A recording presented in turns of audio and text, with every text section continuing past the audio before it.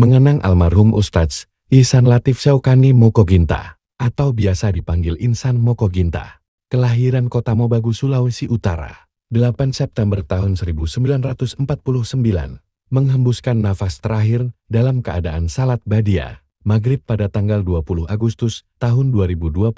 Beliau seorang pendakwar dan kristolog handal yang membela napak mualaf dan salah satu pengurus Yayasan Mualat Center Indonesia yang mengurusi kaum kafir yang melakukan pemurtadan terhadap muslimin, hinaan, fitnahan, cacian, bahkan hujatan kepada Islam. Beliau seorang mualaf yang masuk Islam pada tahun 1980 ini. Mendalami dan meriset tentang perbandingan kitab, beliau terdahulu dengan Al-Quran. Setelah menjadi mualaf, beliau banyak menulis buku-buku tentang riset beliau, buku tentang kontradiksi di kitab beliau dahulu, buku membongkar misi pemurtadan misionaris, buku fitnahan-fitnahan kaum kafir, dan banyak lagi. Simak ceramah kisah perjuangan beliau di jalan Allah. Kan lebih getol mereka, lebih getol orang Kristen mengkristenkan orang Islam.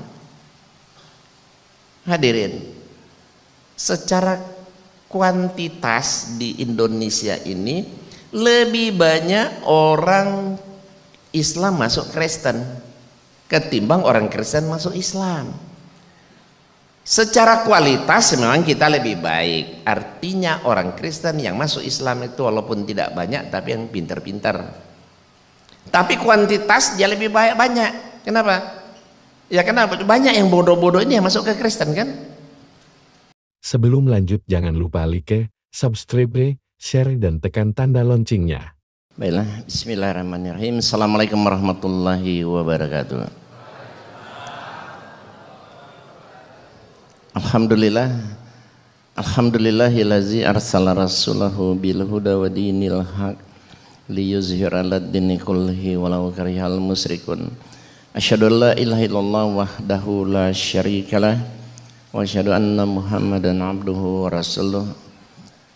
Allahumma shalli wa sallim wa barik ala nabiyyina Muhammadin wa ala alihi wa ashabihi wa man tabi'ahum bi ihsanin ila yaumil qiyamah. Amma ba'du, qala Allah ta'ala fil Qur'anil Karim, innad dina indallahil Islam. Qala aidan wa may yabtaghi ghairal islami dinan fala yuqbala minhu wa huwa fil akhirati minal khasirin. Sadaqah. Ya alhamdulillah, kita bersyukur kepada Allah Subhanahu wa taala, baru saja kita sama-sama selesai melaksanakan salat maghrib berjamaah. Salam dan salam semoga tetap tercurah kepada junjungan kita, uswatun hasanah kita, teladan kita, baginda Rasulullah Muhammad sallallahu alaihi wasallam, beserta keluarga, sahabat dan pengikutnya. Mudah-mudahan termasuk kita sekalian di dalamnya.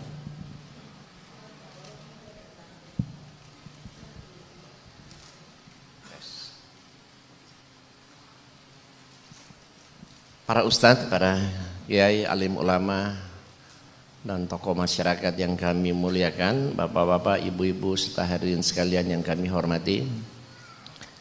Pertama-tama saya ucapkan terima kasih kepada Sahibul Bait yang telah mengundang kami sehingga pada malam hari ini kita bisa bertemu dan bertatap muka langsung di tempat ini. Malam ini merupakan yang pertama kali saya datang dan menginjakkan kaki di tempat ini. Oleh sebab itu ya kita sedikit taruh dulu. Sebagaimana kita lihat, nama saya Insan LS Mokoginta, Ihsan Latif Syaukani Mokoginta. Dulunya saya Kristen, ya, Kristen saya Katolik dulunya. Nama baptis dulu saya itu Wenceslaus, ya. Saya lahir di Manado tanggal 8 September tahun 49 dan tinggalnya di Jalan Tugu Raya nomor 8 Kelapa 2 Cimanggis Depok. Ini status nikah, ini nomor telepon, rumah, HP, ya. Ada website, email saya, ya. Mungkin satu-satu kita bisa telepon, SMS apabila ada sesuatu yang ingin dipertanyakan. Adapun aktivitas kami setiap hari, Eh, Pertama sebagai konsultan, ya. Konsultan dalam arti khusus yaitu kami menangani kasus-kasus yang berhubungan antara Islam dan Kristen. Contoh, banyak kan orang yang suka menghina, melecehkan, menghujat Islam, Nabi Muhammad dan Al-Quran. Nah, hal-hal seperti itu yang kami tangani bersama teman-teman. Dan ya alhamdulillah cukup banyak para pendeta penginjil yang pernah dipenjara karena mereka menghujat Al-Quran. Bahkan pernah terjadi 41 pendeta penginjil itu dipenjara sekaligus. Di mana? Dekat sini malah, Kota Batu Malang.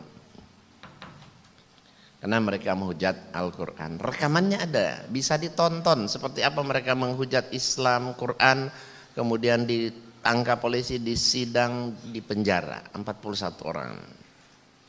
Ini satu kasus yang sangat besar, cuma tidak diekspos karena sangat berbau sara. Tapi yang paling sering kami tangani, boleh dikata hampir setiap hari, itu kasus-kasus seperti orang-orang yang terlanjur menikah beda agama. Tapi ternyata yang lebih banyak justru pacaran beda agama.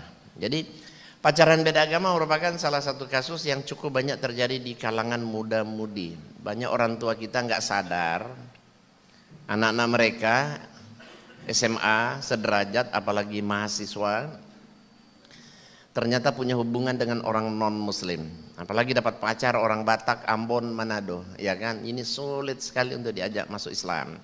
Kalau tidak diantisipasi, banyak akhwat-akhwat kita yang sering jadi sasaran pemurtadan. Oleh sebab itu, apabila Bapak Ibu hadirin sekalian mungkin punya teman, kenalan, tetangga ada kasus seperti itu, bisa hubungi saya, telepon saya. Insya Allah saya akan memberikan solusi supaya yang Kristen ini masuk Islam. Kristen, karena ya, keahlian saya sebenarnya di bidang itu, lebih spesialisasi di bidang itu. Bagaimana cara cepat melunturkan iman orang Kristen agar supaya mereka tertarik mau masuk Islam. Itu saya ajari, ya. Saya ajari di mana-mana. Cukup 2 hari ikut pelatihan saya. Insya Allah kita bisa mengalahkan pendeta misionaris penginjil kapanpun, siapapun dan dimanapun. Nah, ini banyak yang mendaftar untuk ikut training 2 hari.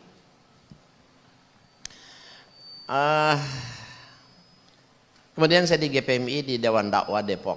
Ya, ada pusat dakwah Islam dengan Yayasan Birrul Walidain. Kemudian saya memberikan kajian kristologi di Jakarta, seluruh Indonesia, ya kadang-kadang juga ke beberapa negara luar. Alhamdulillah malam hari ini ada di sini di Kediri. Dan terakhir saya penulis buku, saya nulis buku. Selama saya masuk Islam, ya alhamdulillah saya telah menulis buku sekitar 53 judul. Dan buku-buku saya semuanya intinya bagaimana kita berdakwah, mengajak non-muslim masuk Islam. Dan juga ada CD, DVD debat saya dengan berbagai pendeta. Terakhir saya mendebat pendeta mantan ustadz, ya, ustadz benaran, lulusan Universitas Muhammadiyah lagi, coba di Solo, Surakarta, murtad jadi pendeta. Dia hari ini menjadi orang nomor wahid tukang hujat Islam di Indonesia. Ini orang yang darahnya sudah sangat halal, orang seperti ini sebenarnya. Tapi ini juga sudah kami laporkan ke polisi, ya walau alam kapan mau ditangani gitu. Dan buku-buku VCD saya ini ada, saya bawa tetapi hanya sebagian kecil. Kalau buku dan VCD saya jumlahnya ada lebih 75 judul. Saya bawa di sini mungkin sekitar 15 judul apa 20 kira-kira ya, karena bawa buku itu berat. Naik pesawat bawa buku itu aja saya sudah kelebihan 80 kilo, itu lebihnya aja 80 kilo itu. Oke, itu sekedar taruh kita. di malam hari ini. Biasanya saya suka menawarkan tema, ya. Dan tema-tema saya ini agak berbeda dengan apa yang disampaikan oleh para ustadz atau ustazah. Kenapa? Karena latar belakang saya juga berbeda. Maka tema-tema saya ya seperti ini. Samakah Isa alaihissalam dalam Quran dengan Yesus dalam Injil? Mana yang bisa dipercaya, Alkitab atau Al-Quran? Atau orang Kristen ya Alkitab. Alkitab 100% wahyu Allah. Kalau Quran katanya buatan Muhammad kan, kata begitu. Gitu kan kata mereka. Benarkah Yesus mati disalib untuk menebus dosa? Kenapa orang Kristen sulit masuk Islam? Karena mereka merasa Yesus sudah begitu baik. Mana ada orang katanya seperti Yesus. Sampai-sampai dia rela mati di kayu salib. Mengorbankan dirinya untuk menebus dosa mereka.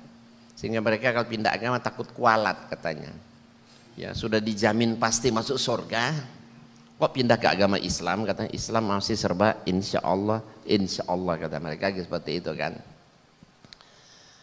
Nah ini tema-tema kita seperti ini dan masih ada ya.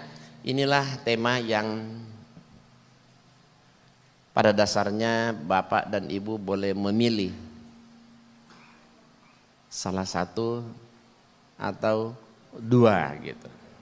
Kalau memungkinkan. Karena saya melihat ini tidak ada tema yang dipilih rupanya ya. Saya nggak tahu tema apa yang mau dibahas, tapi tema-tema saya semuanya ini berhubungan antara perbandingan agama lah, gitu. Perbandingan agama. Nah, hadirin, dilihat tema-tema ini semua kan ya, khusus dakwah kepada orang non-Muslim.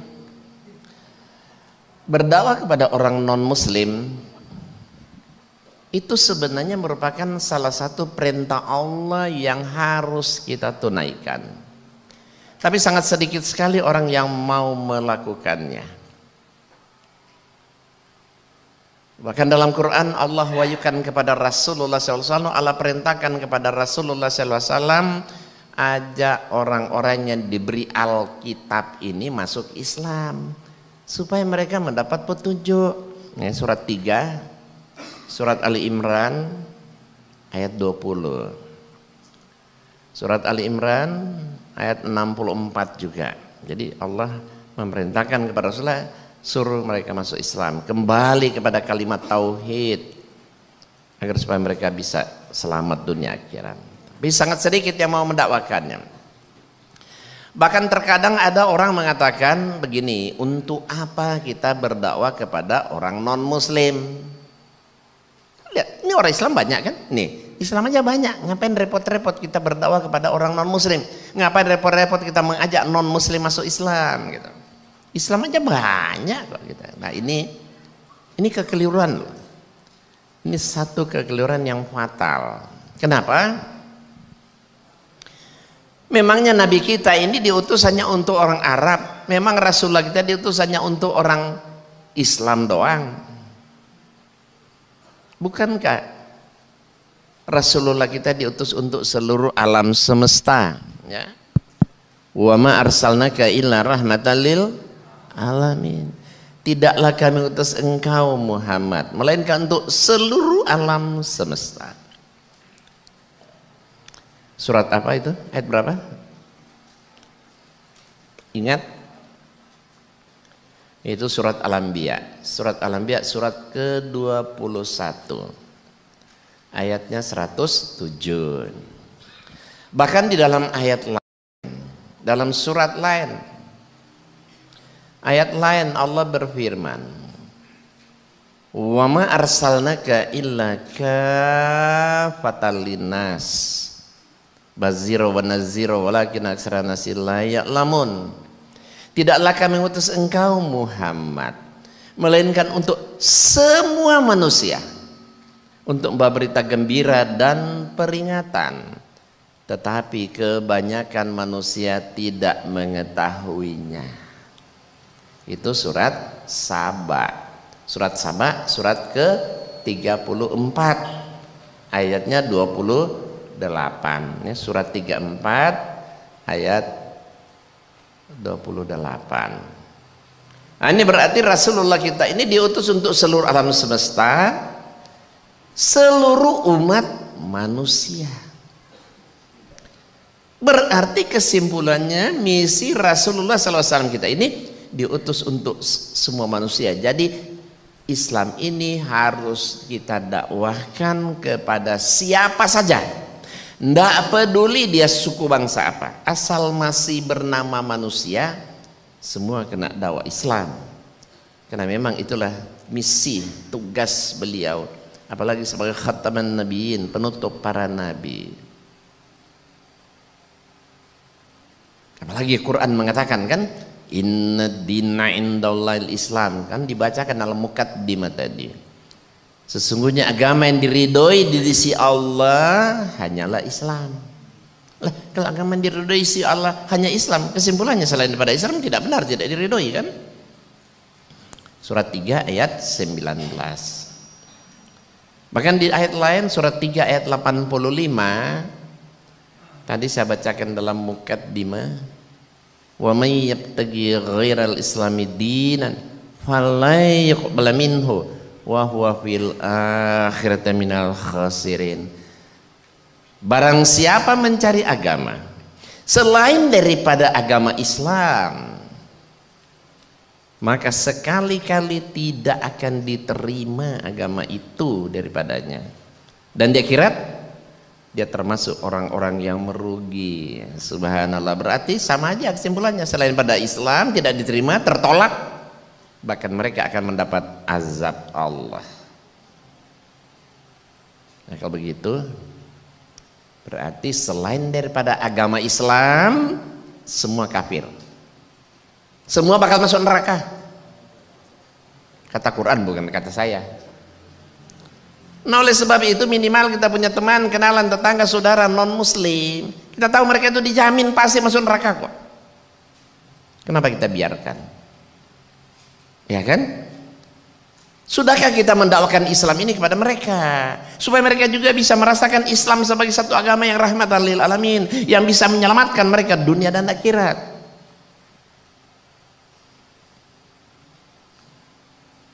Nah, ini sangat sedikit yang mau berdakwah, mengajak non muslim masuk Islam. Bahkan lebih getol mereka, lebih getol orang Kristen mengkristenkan orang Islam.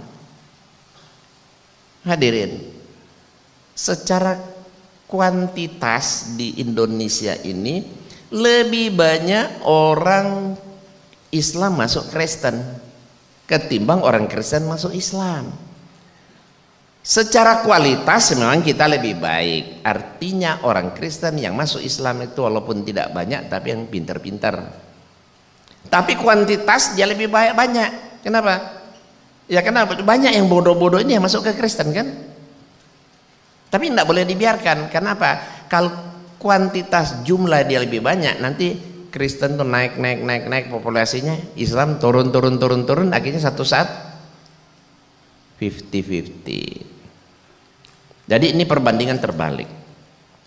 Di luar negeri, Eropa, Amerika dan negara barat lainnya itu justru perkembangan Islam amat sangat luar biasa. Sementara Indonesia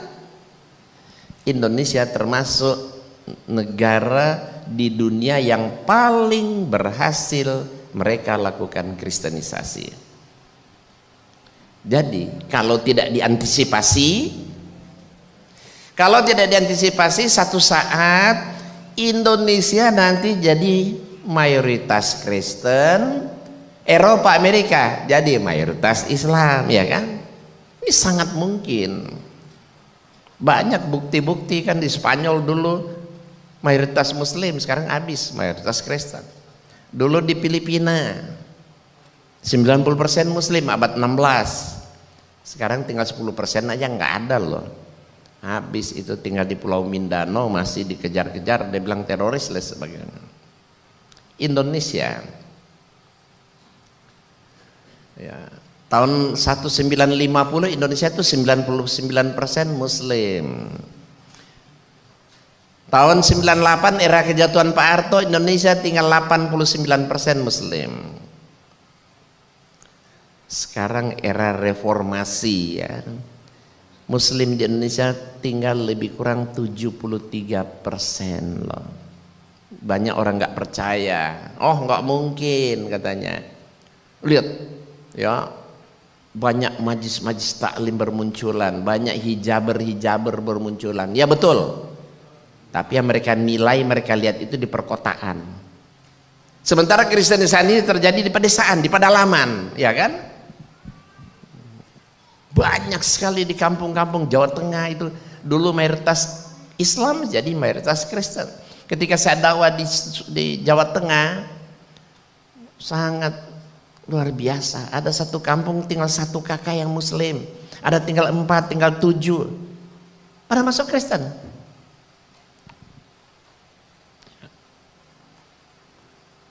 Ya kenapa ini hal ini terjadi? Ya. Apa yang menyebabkan pemurtadan begitu hebat terjadi? Ya karena intinya sebenarnya satu.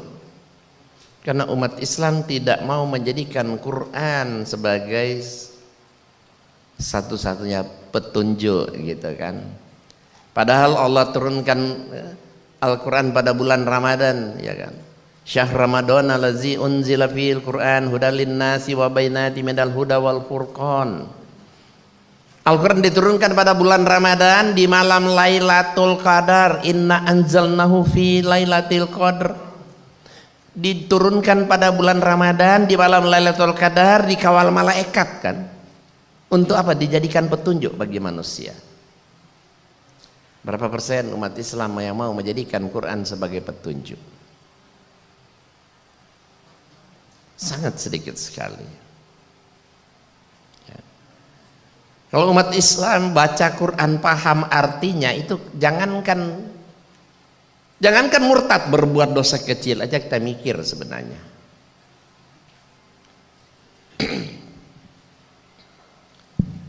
Hadirin, kenapa banyak umat Islam mudah dimurtadkan?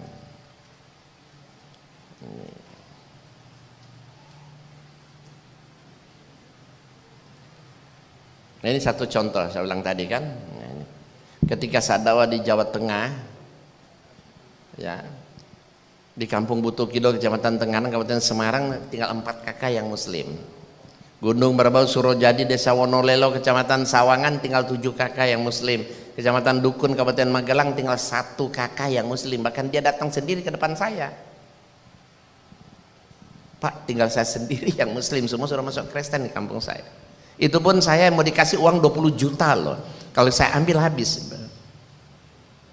Jawa Barat, Kertajaya 350 orang murtad, Sindang Jaya 1185, Sindang Sari 1050, Desa Cikembar sampai Gunung Halu, ini orang Sunda, semua sudah masuk Kristen. Di kota Solo, di tengah kota Solo, Kampung Jebres ada 11 RT, 2 RT sudah Kristen semua, padahal dulu semua Islam. Nah ini baru salah satu contoh kecil, beberapa contoh kecil, sementara Kristenisasi ini terjadi di seluruh Indonesia. Pulau Jawa aja mereka berhasil melakukan Kristenisasi itu dalam jangka waktu beberapa puluh tahun. Indonesia bisa 50-50 karena rencana Kristenisasi ini tahun 2030 itu Indonesia harus 50-50 ya kan. 2030 kan tinggal berapa? 13 tahun. Ya mungkin saja tidak tercapai, tetapi jangan-jangan tadi 73 tinggal 63%, turun-turun terus, ini berbahaya. Apa yang terjadi kalau sampai mereka mayoritas? Lihat di Ambon, terbantai kita, sedang sholat id diserang pakai tombak, pakai kelewang, kita cuma bawa sejadah mukena, bagaimana banyak yang mati. Poso, ya, anak-anak pesantren itu dipotong kayak ayam, dibunuh-bunuh semua. Kenapa? Karena mereka mayoritas. Tolikara sedang sholat id kan, diserang, dibubarin, bahkan masjidnya dibakar. Kenapa begitu? Karena mereka mayoritas, ya kan? Jadi di mana ada mereka mayoritas itu tidak ada toleransi. Toleransi itu cuma slogan, klise, bahasa-bahasa klise. Sekarang mereka bilang oh toleransi, rukun, damai. Iya, karena mereka minoritas di sini. Ya kan? Kan minoritas mereka kita harus rukun, damai, toleransi. Tapi giliran mereka mayoritas habis kita dibantai. Coba kalau nanti 50 tahun akan datang atau 100 tahun itu akan datang, kita semua mungkin sudah mati. Tapi kasihan nasib anak cucu generasi kita. Mereka yang akan terbantai loh. Kalau sampai 50-50 apalagi lebih. Makanya kita harus berbuat. Bagaimana caranya mengembalikan Indonesia ini menjadi muslim 90% lagi seperti zaman dulu. Itu bagaimana caranya? Ini yang perlu kita. Makanya saya menatar keliling-keliling Indonesia, menatar kader-kader yang bisa berdakwah kepada mereka sebanyak mungkin.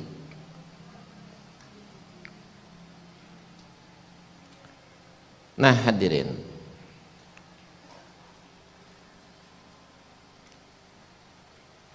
kenapa umat Islam mudah dimurtadkan? Pertama, karena lebih banyak umat Islam itu awam dari paham. Itu diakui itu kan? Lebih banyak umat Islam awam daripada paham. Di pedesaan pedalaman itu banyak umat Islam awam semua. Kalau baca Quran paling tinggi dia lancar baca, tapi dia tidak pernah tahu artinya, ya kan? Bahkan Quran ada terjemah aja belum tentu ada di kampung-kampung. Coba perhatiin, Quran gundul semua. Katanya jangan baca artinya, kalau mau baca bisa tersesat. Ya bagaimana kita bisa paham Quran kalau artinya kita mengamalkan perintah Allah, menjauhi larangannya kalau kita baca tanpa dimengerti. Itu orang di pedalaman, awam ini bukan berarti hanya orang desa, pedalaman, pinggiran, tidak. Awam itu menyeluruh. Di perkotaan juga banyak orang Islam awam. Walaupun kalian dia mentereng kaya raya, S1, S2, S3, doktor, banyak awam itu. Iya, secara ekonomi iya jago hebat dia, tapi pemahaman tentang Islam Indonesia banyak awam. Coba maaf saja, coba kira-kira kalau presiden kita dikasih Quran bisa baca nggak kira-kira dia? Hah? Bisa nggak kira-kira Pak? Hah? Nggak bisa. Saya yakin kalaupun bisa paling terbata-bata lah kira-kira gitu Pak ya. Bu Megawati kasih Quran, ini presiden-presiden dulu kira-kira bisa baca nggak? Baca Rasulullah sallallahu alaihi wasallam ya, Nabi Muhammad sallallahu alaihi wasallam itu berulang-ulang salah terus ya kan? Di YouTube kan beredar itu kan, rame kan? Untuk ucap itu aja nggak bisa loh, berulang-ulang salah terus. Apalagi bisa baca Quran? Itu orang nomor 1 lah, pemimpin tertinggi kan? Nggak bisa. Apalagi di orang kampung, di pedesaan kan? Coba, memang tuh orang anggota DPR, MPR itu orang-orang pejabat-pejabat semua eselon 1, 2, S1, S2, S3 memang sudah jago-jago baca Quran. Oh, menurut saya lebih banyak mereka awam daripada paham. Ya Pak ya, lebih banyak awam. Bahkan pernah ada yang terjadi Menteri Pendidikan, pernah ini kisah nyata, Menteri Pendidikan dia berkunjung ke satu pesantren, terus ustadznya memperkenalkan kepada menteri ini anak-anak ini yang kecil-kecil kan sudah hafiz, sudah hafal 30 juz. Apa kata menteri? Luar biasa ya, masih berapa juz lagi katanya. Lah gimana kira-kira itu? Menteri Pendidikan sudah ustadznya banggakan anak-anak kecil sudah habis 30 Quran, ditanya hebat juga, hebat bagus sekali, hebat, masih berapa lagi yang belum katanya. Ya ilah, Menteri Pendidikan aja enggak tahu Quran itu ada berapa juz, ya kan? Ini awam ini, aduh, Orang beranggapan awam itu orang-orang miskin di pedesaan pedalaman kan, padahal justru orang-orang pinter ini, kalau orang di pedesaan pedalaman awam wajar ya Pak, wajar. Tapi kalau S1 S2 punya pejabat eselon 1 2 punya pejabat-pejabat tinggi, bahkan orang nomor 1 presiden pun awam, itu baru aneh ya Pak, itu baru aneh. Makanya kapan negara kita bisa bersyariat Islam? Itu mustahil. Orang pemimpin-pemimpinnya awam semua. Bagaimana dia mau bela Islam? Quran aja dia nggak ngerti kok. Ya kan? Saya pernah nonton Jakarta Lawyers Club. Biasa si Karni Elias kan. Ada satu orang teman saya itu namanya siapa? Saya lupa itu. Pengacara itu. Karena kacaunya negara ini, dia bilang, oh kalau begitu satu-satunya negara bersyariat Islam. Apa yang terdengar? Semua material padahal itu mayoritas Muslim. Nggak ada yang mau memperjuangkan. Mereka awam, intelek awam ini kan ya. Jadi mereka sebenarnya orang intelek S1, S2, S3, profesor, doktor yang kita lihat di nonton TV itu, mereka tuh pintar, tapi pintar hanya di bidang itu saja ya Pak ya, bidang itu. Walaupun dia profesor dokter bukan berarti dia tahu semua, oh enggak, dia cuma pintar di bidang itu. Coba dikasih Quran, aduh, saya yakin dites semua baca Quran, cara saya aduh, belum tentu 60%, 7% lewat Pak ya, sebagian besar nggak bisa, kecuali yang mantan-mantan pesantren atau seperti Nur Wahid, Cepatul Sembiring atau apa itu, saya yakin lewat semua mereka itu bisa. Tapi yang lain-lain ada susah itu.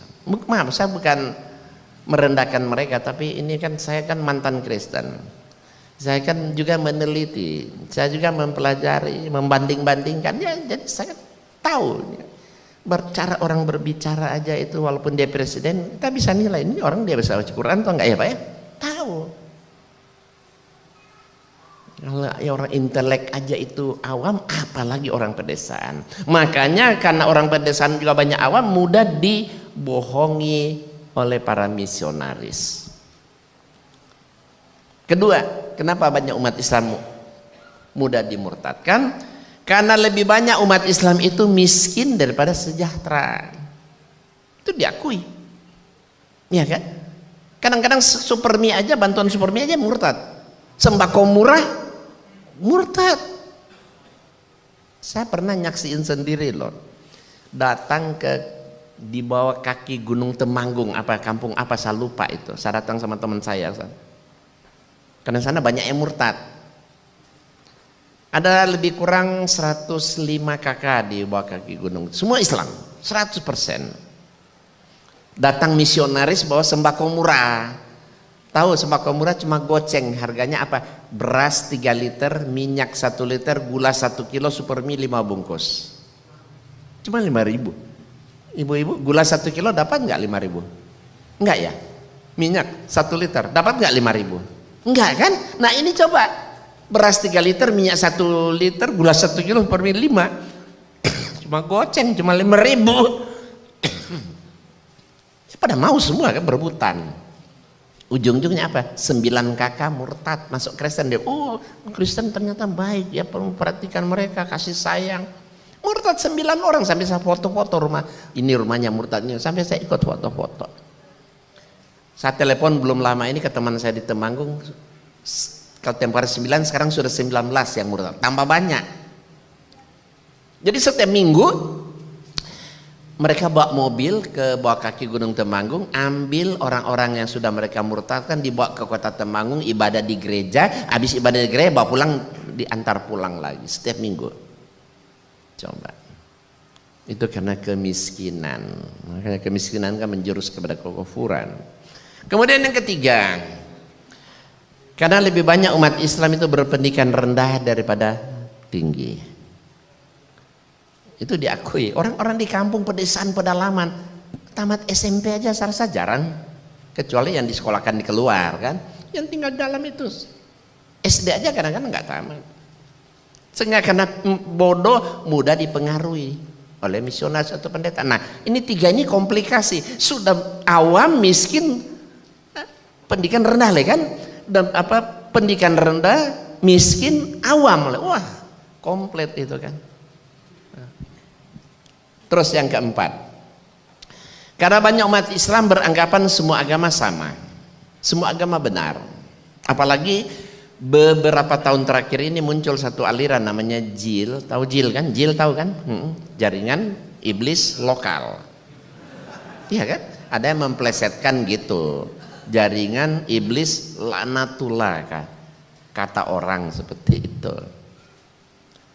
Menurut orang JIL apa katanya? Tidak boleh umat Islam mengklaim Islam aja agama yang benar. Semua agama benar kata. Enggak boleh umat Islam mengklaim cuma Quran aja kitab suci wahyu Allah. Semua kitab suci wahyu Allah kata. Dan tidak boleh umat Islam mengklaim hanya pemeluk agama Islam saja yang bakal masuk surga. Semua pemeluk agama masuk surga katanya. Hanya jalan, cara atau teknisnya saja yang berbeda katanya. Bisa nggak kita terima semua agama sama, semua agama dan semua pemeluk agama masuk surga? Bisa diterima nggak? Oh tidak.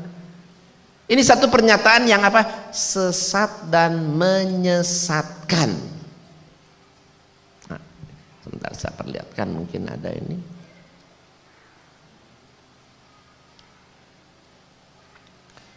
Sementara saya lihat ini kesaksian orang-orang itu JIL mana?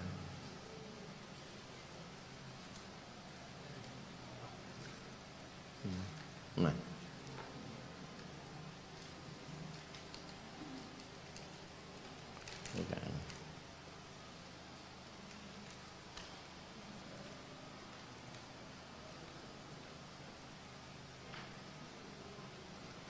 nah ini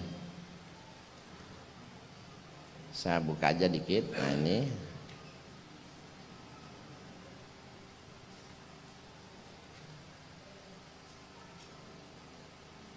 nah ini kita lihat sini.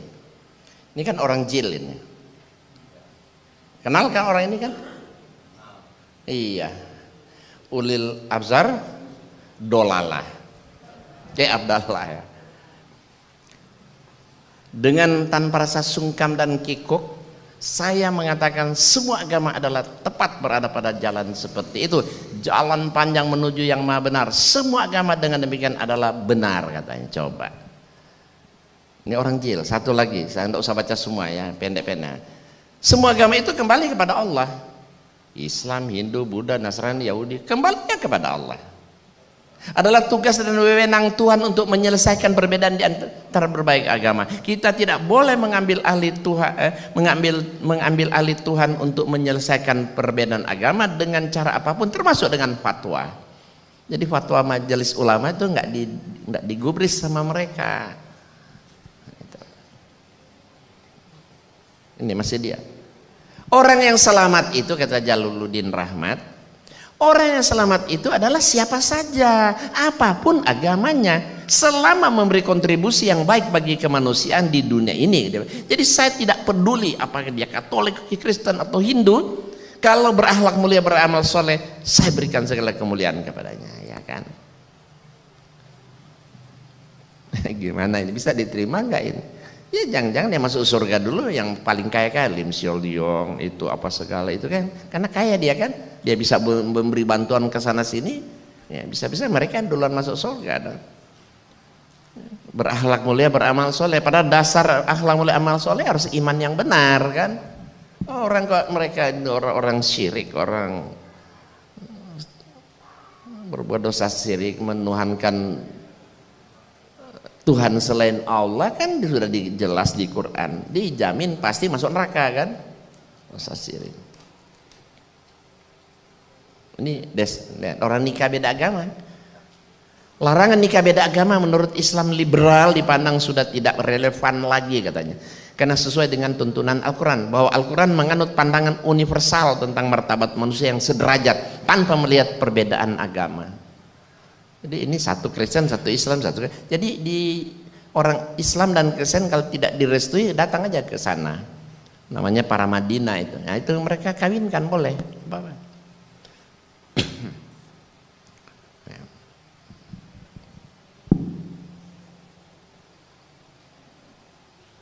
Yes. Bentar. Ya. Siti Musdah Mulia. Ini profesor doktor loh ini. Perempuan. Menarik sekali membaca ayat Quran soal hidup berpasangan. Diangkat surat Ar-Rum, Az-Zariyat, Yasin. Di sana tidak dijelaskan soal jenis kelamin biologis. Yang ada hanyalah soal gender, jenis kelamin sosial umum. Artinya berpasangan itu tidak mesti harus dalam konteks hetero, berbeda atau bersifat lainnya, melainkan bisa homo dan lesbi. Makanya mereka kalau homo sesama homo dikawinkan, lesbi dan lesbi mau kawin dinikahin sama mereka itu. Coba ini apa Islam begini ya, gimana ini? Islam liberal dikawinin itu. Ya. Saya pernah menangani yang kasus begini. Ya. Coba. Sumanto. Jika kelak di akhirat pertanyaan di atas ditujukan kepada Tuhan, mungkin dia hanya tersenyum simpul sambil menunjukkan surganya yang maha luas. Di sana ternyata sudah menunggu banyak orang, antara lain Yesus, Muhammad, sahabat Umar, Gandhi, Martin Luther, Romo Mangun, Abu Nawas, Bunda Teresia, Udin, Baridin Lopa, dan Munir. Berarti semua masuk surga, ya kan? Semua masuk surga berarti. Ini orang-orang jils, ya. Sumanto. Kalau menurut saya ini ada kan Sumanto pemakan daging. Ingat kan dulu ada kan? Daging nenek-nenek dikubur, digali, dimakan. Masih lebih bagus dia loh menurut saya. Kenapa? Sumanto pemakan daging dosanya ditanggung sendiri Pak kan? Iya kan? Dosanya dia sendiri, tapi Sumanto ini orang amalkan ajaran dia tanggung dosanya banyak sekali. Coba. Semua masuk surga kan ajaran dia kan? Coba. Nah, baik, saya lanjutkan.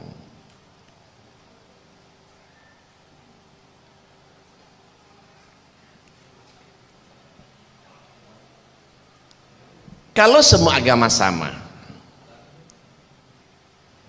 ajaran maghrib, ya oke, dilanjutkan ya.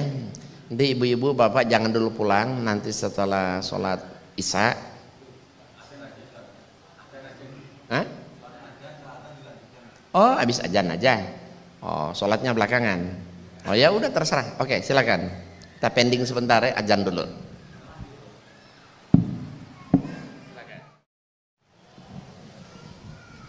Ya, baik kita lanjutkan. Kalau semua agama benar, berarti kapan saja kita boleh dong pindah-pindah agama. Nggak sempat Jumatan, boleh dong mingguan. Nggak sempat mingguan, boleh dong Jumatan. Kalau semua agama benar, berarti tidak perlu kan ada istilah halal dan haram. Kalau semua agama benar, berarti kapan saja kita boleh menikah beda agama. Anak-anak kita dilamar pemuda Kristen, ya monggo, silakan. Lah, agama dia benar juga kok, ya kan? Itu secara akal aja kan. Kalau semua agama benar, berarti kita disuruh membenarkan, mengaminkan konsep ketuhanan dan dewa-dewi semua agama. Apakah iya kita harus membenarkan konsep ketuhanan mereka? Ada Tuhan Bapa, ada Tuhan Anak, Tuhan Roh Kudus, Trinitas kan?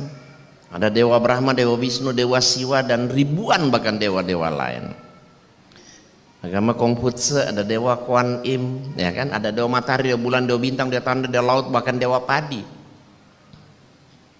Apakah iya konsep ketuhanan dan dewa-dewi itu harus kita akui? Kita harus benarkan? Tentu saja tidak. Kalau semua agama benar, berarti tidak perlu ada istilah mu'alaf. Tidak perlu ada istilah murtadin. Orang pindah agama jangan disebut murtad. Loh, agama yang dipindah benar juga kok, ya kan? Kalau semua agama benar, tidak perlu saya masuk Islam. Untuk apa saya masuk Islam kalau semua agama benar? Secara duniawiya enakan agama Kristen loh daripada Islam. Masuk Islam ya kalau dipikir-pikir lebih ribet kok. Lebih repot kita masuk Islam. Sehari berapa kali sholat? 5. Kalau seminggu 5 kali 7 kan? 35 kali loh kita sholat seminggu. Itu baru sholat wajib, belum sholat 35 kali. Kristen seminggu berapa kali? Cuma sekali doang, ya kan? Kalau sama-sama selamat, ngapain kerjaan 35 kalau ada satu juga selamat? Ibadah seminggu cuma sekali. Yang kedua, cukup percaya aja Yesus itu Tuhan, katanya mereka. Dijamin pasti masuk surga, pasti kata. Kalau Islam apa-apa serba insya Allah kata mereka kan. Tapi kalau di Kristen cukup percaya Yesus Tuhan, dijamin pasti masuk. Ibadah seminggu sekali jamin pasti masuk surga. Wah, mau cari apa lagi kalau begitu kan? Masih ada satu lagi, dosa ditebus. Iya kan? Luar biasa kan iming-iming ini kan? Makanya sangat berbahaya bagi orang Islam awam dan anak-anak muda.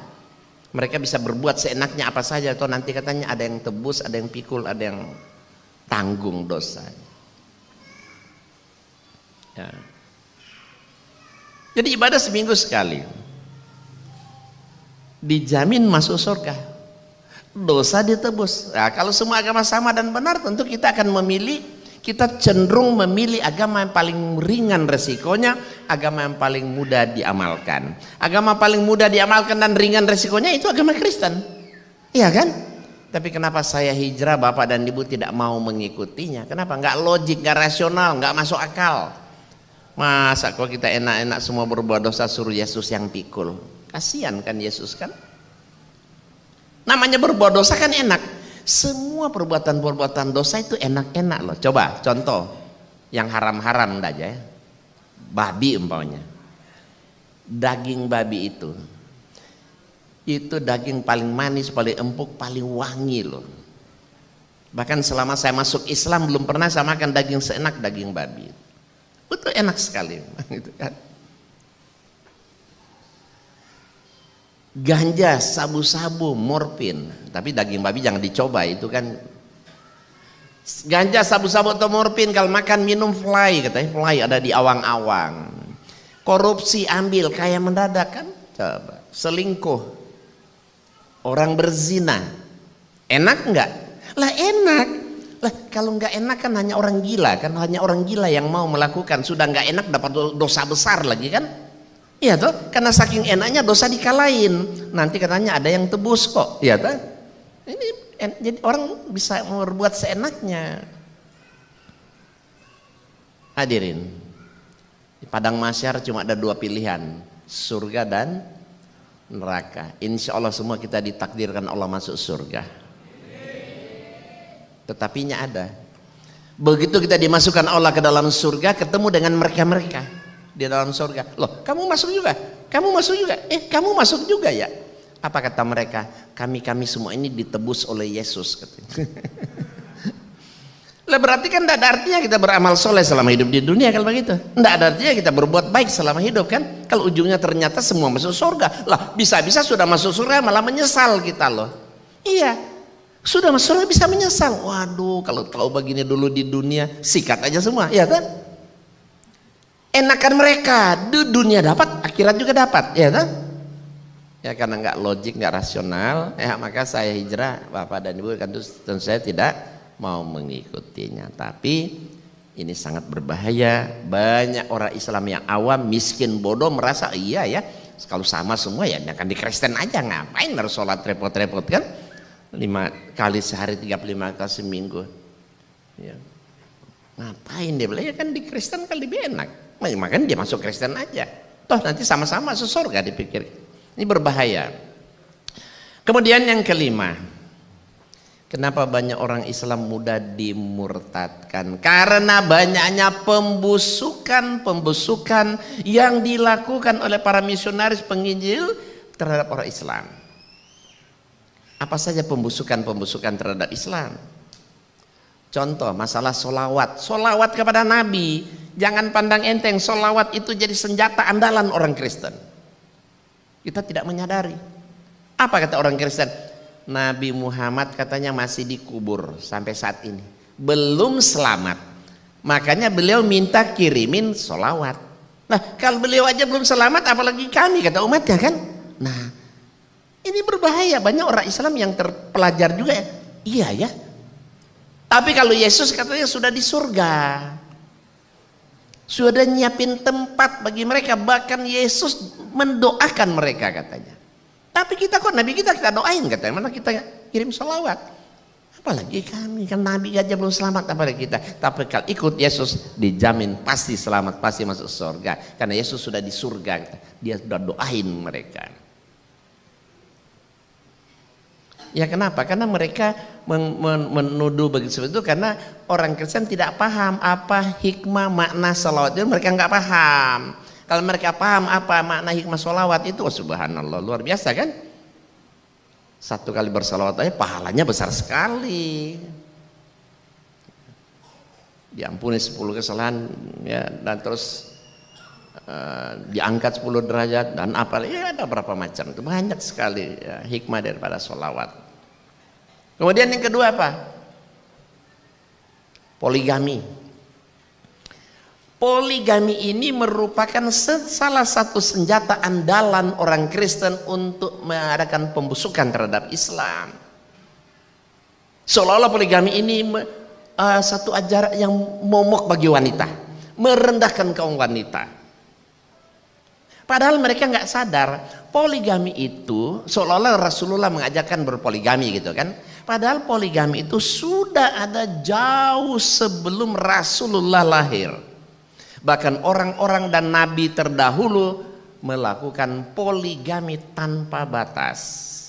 Di kitab suci mereka, nabi-nabi di kitab suci mereka, Nabi Abraham punya banyak istri loh, bukan cuma 2, bukan cuma Sarah dan Hajar, lebih. Nabi Daud punya banyak istri, banyak selir. Nabi Yakub punya ada banyak istri, ada banyak selir. Nabi Sulaiman, Salomo kalau dia punya istri berapa? 700. Gundiknya berapa? 300. Jumlah istri Nabi Sulaiman, Salomo di Bible mereka 1000. Coba kalau 1000 ya, satu malam dia gilir satu untuk kembali ke sana 3 tahun loh. Ya karena 1000 hari kan 3 tahun. Coba. Nah jadi tidak ada batasannya orang poligami. Nah dengan kedatangan Rasulullah SAW dibatasi paling banyak 4, tapi kalau tidak bisa berbuat adil ya 1. Ya tuh.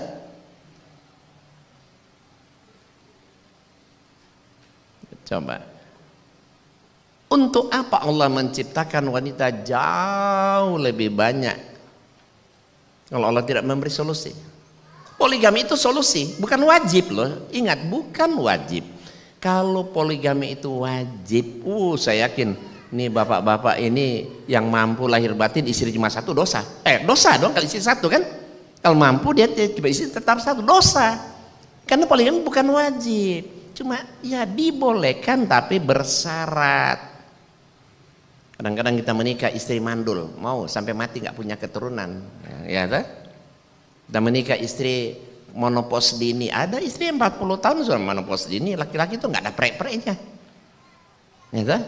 Ada kaum laki itu berpuluh-puluh tahun dia tersiksa loh, karena istrinya nggak mau meladeni lagi kan, karena monopos dini.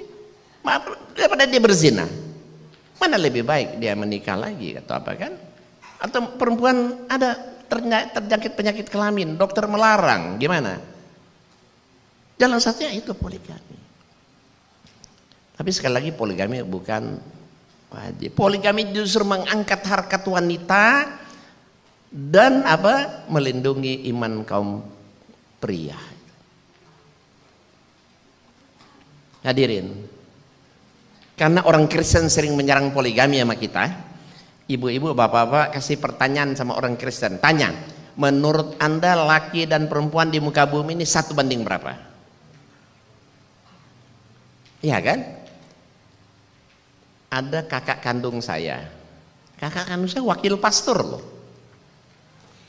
Ketika saya pulang ke Manado, dialog mana dia serang sama saya poligami. Dia sudutkan terus saya poligami. Di kali Kristen enak, 1 laki cuma boleh 1 wanita, boleh menikah lagi kecuali mati salah satu. Jadi 1 pria hanya 1 wanita. Saya tanya, laki perempuan menurut Anda 1 banding berapa? Ya sekitar 1 banding 4 dia bilang. Saya bilang enggak usah ada 1 banding 4, 1 banding 2 aja. Kalau penduduknya ada 7 miliar, sekarang 7 miliar Pak ya, penduduknya 7M loh. Kalau sistem Kristen, Bible, 1 lawan 1, kalau ada 7M ya, 1 banding sementara wanita lebih banyak, berarti ada lebih kurang 2 miliar lebih wanita di dunia ini nggak bakal menikah, nggak bakal punya anak keturunan, nggak bakal punya suami. 2M lebih itu 10 kali penduduk Indonesia loh, bukan sedikit. Saya tanya sama kakak kandung saya, apa solusinya? Menurut ajaran Anda, apa solusi menghadapi kelebihan wanita yang begitu banyak? Coba boleh cek ke orang yang saya tanya. Umumnya mereka nggak bisa jawab. Oh, biarin aja. Loh kok biarin aja? Berarti Tuhan Anda salah dong. Kenapa dia buat wanita lebih banyak daripada pria? Kalau dia nggak memberikan solusi. Katanya ajaran Anda kasih. Kristen kan sering mengatakan ajaran mereka ajaran kasih kan? Kalau kita ajaran teroris. Nah, mana kasih sayang Allah terhadap wanita 2 miliar lebih? Bingung akhirnya dia. Saya tanya, papa saya 4 kali menikah. Papa saya itu orang Chinese ya, orang Cina. Kalau tidak punya anak, kalau mereka menikah, mereka mau kalau boleh anak pertama itu laki-laki. Itu memang orang Cina semua begitu, boleh tanya. Karena dia akan mengelola usaha, mesti orang laki. Semua orang Cina kalau nggak ada anak laki, mereka nggak mesti harus ada orang laki, anak laki. Papa saya menikah pertama dapat anak perempuan semua. Dia menikah kedua dapat anak perempuan juga semua. Menikah ketiga nggak punya anak. Menikah keempat, ibu saya usia 17 tahun, papa saya 55 waktu itu. Sudah 55 tahun dapat ibu saya 17 tahun. Dapat anak berapa? 8. Perempuannya berapa? Cuma 2, laki-laki 6 laki-laki. Dia berhenti menikah karena sudah sampai kebanyakan, 6 laki-laki. Kakak saya itu laki-laki yang tertua. Saya tanya sama kakak kandung saya, kalau papa kita dulu nggak poligami, berarti Anda nggak ada, saya nggak ada, kita semua nggak ada kan? Anda merasa bersyukur nggak dengan kehidupan Anda saat ini, keberadaan Anda? Atau Anda mau dicap sebagai anak haram? Akhirnya dia sadar, iya ya, dia bilang kan, dia sadar, betul juga ya. Nah itulah saya bilang hikmah poligami itu. Ya kan kalau papa kita nggak poligami dulu, nggak ada Anda, nggak ada saya, nggak ada kita semua. Hikmah nanti ketahuan di belakang. Di balik poligami itu pasti ada hikmahnya. Nanti kalau dibaca dalam buku saya ini tentang poligami, tentang terorisme itu, insya Allah kita boleh, ibu-ibu tidak suka poligami, semua ibu-ibu pasti nggak suka ya, tapi itu kan pribadi ya. Tapi mestinya kita tidak boleh benci ya ibu, sorry ibu ya, jangan kita anti poligami, jangan kita salahkan Allah. Kalau kita benci tidak suka berarti kita tidak rela, tidak suka dengan firman Allah. Firman Allah, ayat Quran nggak mungkin salah, Al-Quran nggak pernah salah, Allah nggak pernah salah. Kalau salah itu pasti suami-suami ibu. Kalau salah pasti kaum laki-laki itu, ya Pak ya.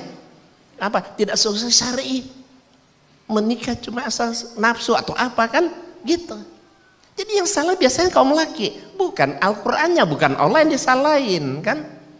Itu. Kalau kita baca hikmah poligami, subhanallah, merinding kita lihat. Nanti ada dalam buku ini. Kenapa, apa hikmah di balik poligami itu? Kemudian sudah kita lewatkan itu. Leluhur. Abraham punya istri Sarah dan Hajar. Sarah dapat anak Ishak, Ishak dapat Ishak beranak cucu, itulah Bani Israel kan? Ya kan Bani Israel. Hajar itu budaknya Sarah. Dapat anak Ismail. Beranak cucu, itulah orang Arab. Nah, berarti Nabi Muhammad keturunan budak katanya. Dari leluhurnya kan Ismail. Makanya mereka anggap Islam keturunan budak. Yang hina. Bagaimana menjawabnya? Itu saya jawab dalam buku ini. Saya jawab tidak pakai Quran, saya pakai Alkitab dia sendiri. Ternyata ada banyak ayat-ayat di dalam Bible mereka itu, Sarah dan Hajar dan Ismail orang-orang termasuk orang yang diberkati oleh Allah. Bahkan air sumur Zam-Zam itu kan berkat Allah kepada Sarah, Hajar dan Ismail. Janji-janji Allah terhadap Ismail dan Hajar itu terbukti, tertulis di kitab mereka. Bahkan ada satu ayat di dalam Alkitab mereka, persembahan, korban-korban persembahan anak-anak Ismail, semuanya kata Allah dia terima. Bahkan kata Allah dalam kitab dia apa? Kerajaan surga dimeriahkan oleh, ya, persembahan anak-anak Ismail akan memeriahkan rumah keagunganku. Artinya surga itu dimeriahkan oleh anak-anak keturunan Ismail. Ya, tak? Ada di Alkitab. Sementara aneh bin ajaib, leluhur Yesus, semuanya keturunan pezina. Semuanya keturunan pezina. Orang nggak percaya. Saya perlihatkan sedikit. Makanya kalau kajian seperti ini penting, kita harus tahu kajian seperti ini. Nah, ini lihat, ini Injil ya, Perjanjian Baru, Injil Matius. Nah, saya perbesar biar bisa lihat.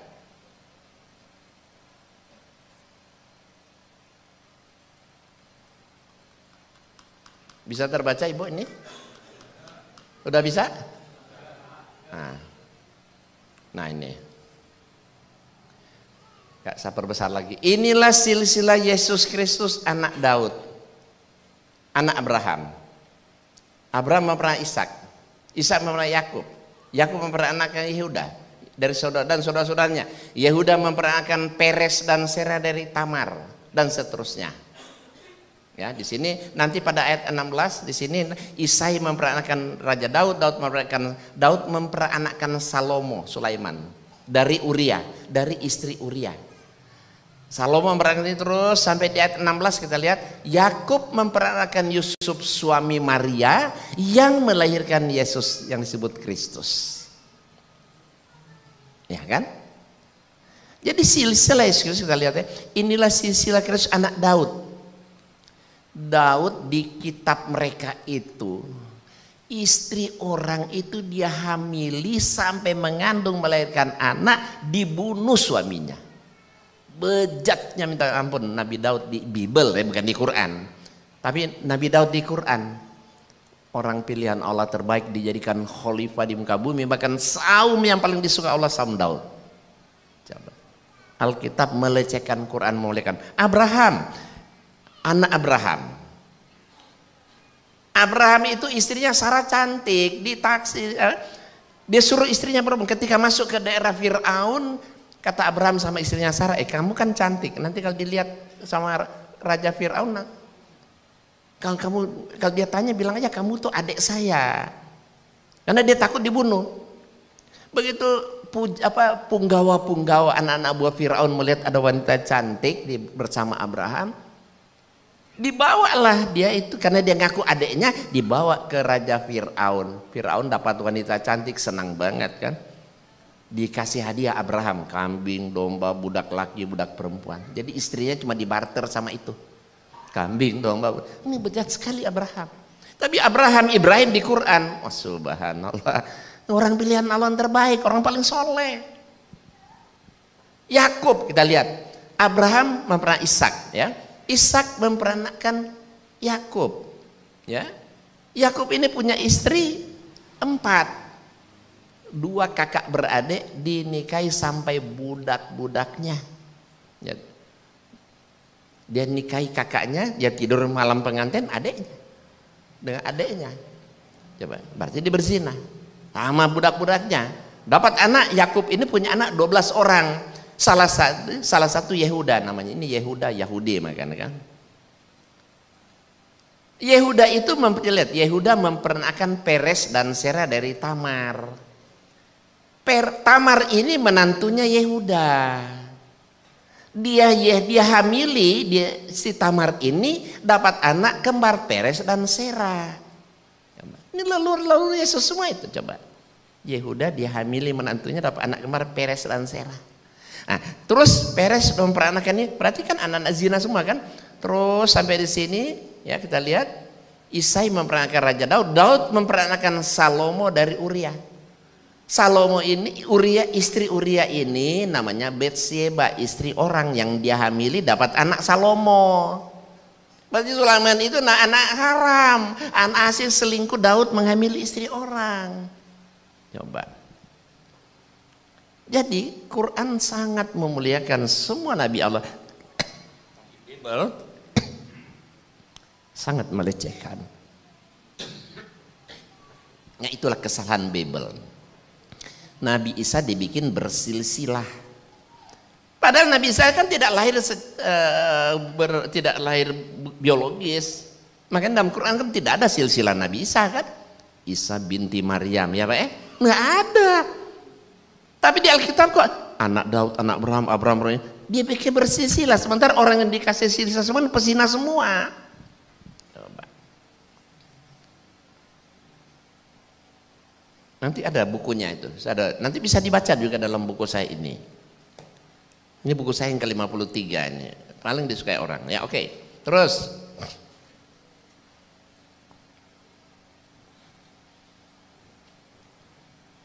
Teroris juga kan jadi senjata andalan orang Kristen untuk memojokkan Islam, seolah-olah Islam itu identik dengan teroris. Quran itu soalnya sumber ajaran teroris. Padahal hadirin, kalau kita diserang ditanya seperti itu, cukup ajukan satu pertanyaan. Mana bukti ayat tertulis di dalam Quran Allah menyuruh memerintahkan melakukan terorisme? Nggak usah khawatir, kagak ada. Justru ajaran sadis, bengis, biadab, teroris semua tertulis di kitab suci mereka. Lihat aja nabi-nabi aja begitu kok. Sadis, bengis, biadab, teroris semua. Belum porno-porno semua komplit di kitab mereka itu. Bukan di Quran. Ya karena ya gitulah media mereka kuasai, media cetak dan elektronik kan. 1-2 orang pelaku baru terduga pelaku terorisme sudah ditembak mati. Padahal belum disidang, belum terbukti. Tapi mereka coba berapa banyak rakyat Afghanistan yang mati, berapa banyak di Irak yang mati, berapa banyak Palestina, Gaza itu yang mati. Beribu-ribu, ratusan ribu. Pernah nggak mereka disebut teroris? Nggak mau mereka. Enggak ada yang mencap mereka, padahal itu justru terorisme mereka itu biangnya. Jutaan orang kok, ratusan ribu, bahkan jutaan orang yang mati. Teroris kita melakukan banyak segelintir orang yang mati. Ini pun belum terbukti, baru terduga sudah dibilang teroris. Tiap hari sudah ditembak mati, tiap hari muncul di semua televisi kan, diberitakan seolah-olah ini satu opini buruk di Islam dibentuk sedemikian rupa, seolah Islam itu jelek, mengajarkan terorisme. Karena media elektronik cetak mereka yang kuasai untuk membuat opini buruk, citra buruk terhadap Islam. Padahal coba kita lihat, aduh luar biasa, orang di Gaza mereka bantai, mereka bunuh. Di Irak itu berapa banyak yang mati, memang tentara, lebih banyak rakyat sipil Pak ya, perempuan, orang tua, anak-anak.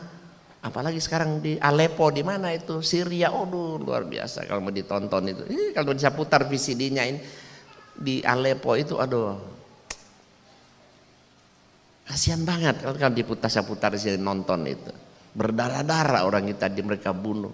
Tapi nggak pernah mereka disebut terorisme. Westerling, nah siapa nggak tahu? Saya rasa kalau kita usia tua-tua pernah belajar sejarah. Westerling itu di Makassar, tentara Belanda. Orang Islam dikumpulin di lapangan bola, dikira mau kasih wejangan apa kek, dikumpulin tahu nggak, ditembak semua, mati semua loh. 40.000 ya Pak ya, 40.000 ditembak sekaligus mati tentara Belanda. Pernah nggak Westerling disebut teroris? Ya kan? Kita 1-2 orang aja sudah bilang teroris, belum terbukti aja, baru berencana sudah dicap di teroris, sudah ditembak mati. Pokoknya citra Islam selalu diburuk-burukin oleh mereka. Ya karena mereka yang menguasai kan media cetak elektronik. Maka kita umat Islam harus pintar-pintar menguasai media berita-berita itu, harus pintar menguasai internet dan sebagainya, karena kebanyakan internet mereka yang kuasai. Kemudian terakhir, kenapa banyak umat Islam mudah dimurtadkan? Karena Al-Quran oleh sebagian besar umat Islam hanya sekadar dibaca, dilakukan, dan itu pun dibaca pada malam-malam tertentu dengan memilih pada hari-hari tertentu. Banyak loh. Saya keliling hampir seluruh Indonesia. Kalau saya tanya di majlis-majlis taklim, apa sih yang dibaca setiap hari Kamis malam Jumat? Kira-kira apa yang dibaca? 80% mengatakan Yasinan, 20% Al-Kahfi, ya kan? Saya bilang, saya bukan anti Yasin kok. Walaupun di depan orang-orang Nahdien, saya bilang, saya tidak anti Yasin. Baca Yasin bagus, hafal apalagi luar biasa. Tapi ingat, Al-Quran itu saya bilang ada 114 surat. Baca semuanya dari Al-Fatihah sampai An-Nas. Kenapa? Karena setiap surat punya kelebihan dan keutamaan masing-masing. Iya kan? Ini cuma Yasin toh, nggak tahu juga artinya. Itu terus orang naik rumah baru Yasin, orang mati Yasin, naik pangkat jabatan Yasin, ya terus aja berpuluh-puluh tahun. Ada satu kakek dan nenek suami istri ya, suami istri kakek nenek. Saya tanya, kakek nenek hafal surat Yasin kira-kira usia berapa dulu? Apa jawaban si kakek dan nenek? Iya kira-kira masih usia 20 tahun kata. 20 tahun sudah hafal Yasin. Sekarang 80 tahun Yasin juga yang dihafal. Saya tanya, 60 tahun cuma hafal Yasin. Padahal Quran itu ada cuma sekian bulan terhafal, sekian tahun terhafal, ya kan? Kalau kakek nenek baca seluruh Quran hafal, sudah jadi habis Quran kakek dan nenek kan? Jadi apa? Iya juga ya dia bilang. Tapi sekarang sudah nggak kuat. Iya, sudah 80 tahun baru mau hafal Quran ya berat. Kenapa 60 tahun cuma Yasin toh? Ya rugi. Makanya orang penghafal Yasin, maaf saja, orang cuma hafal surat Yasin pasti wawasannya sempit.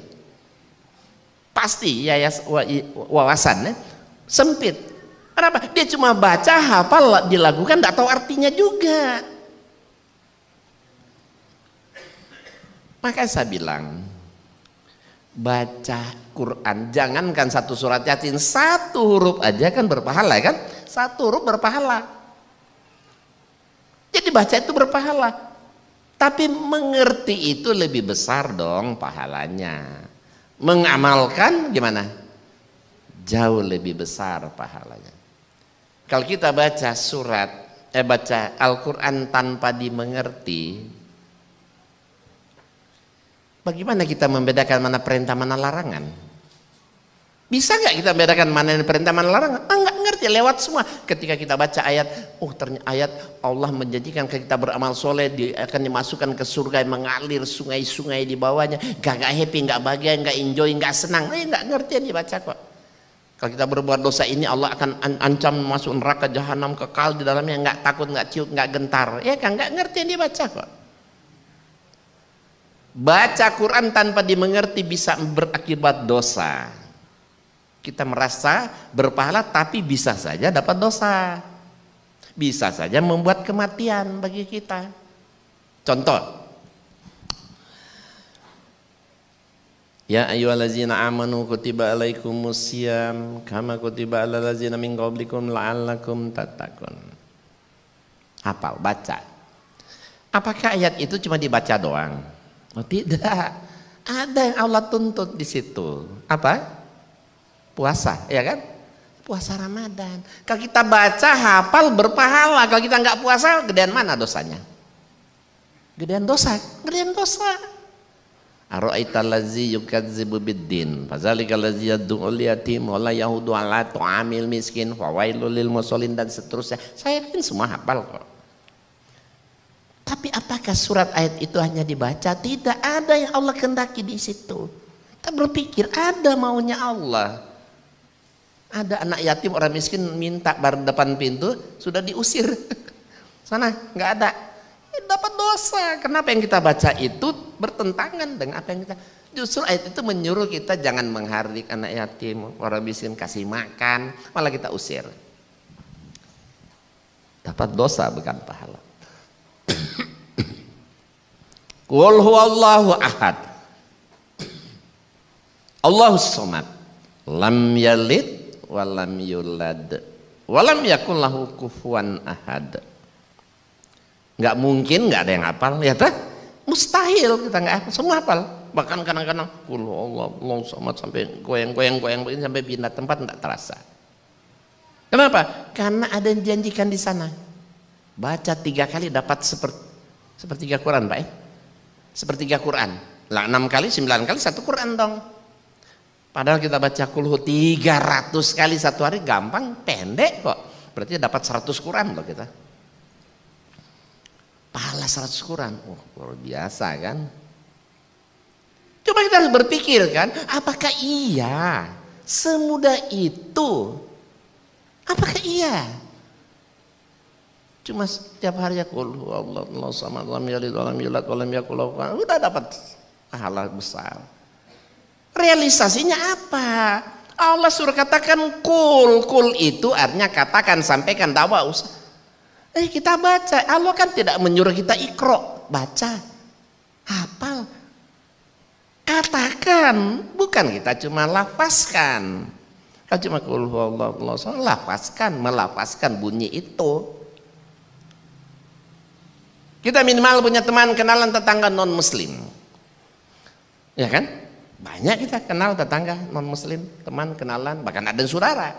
Dia menyembah kepada Tuhan Bapa, Tuhan Anak, Tuhan Roh Kudus. Dia bikin Tuhan itu Trinitas 3. Bukankah Allah suruh katakan kul, katakanlah Allah itu esa, 1, bukan 2, bukan 3. Kita biarin, malah kita berteman dengan orang-orang yang menuhankan Tuhan Bapa, Tuhan Anak, Tuhan Roh Kudus, dewa ini, dewa itu.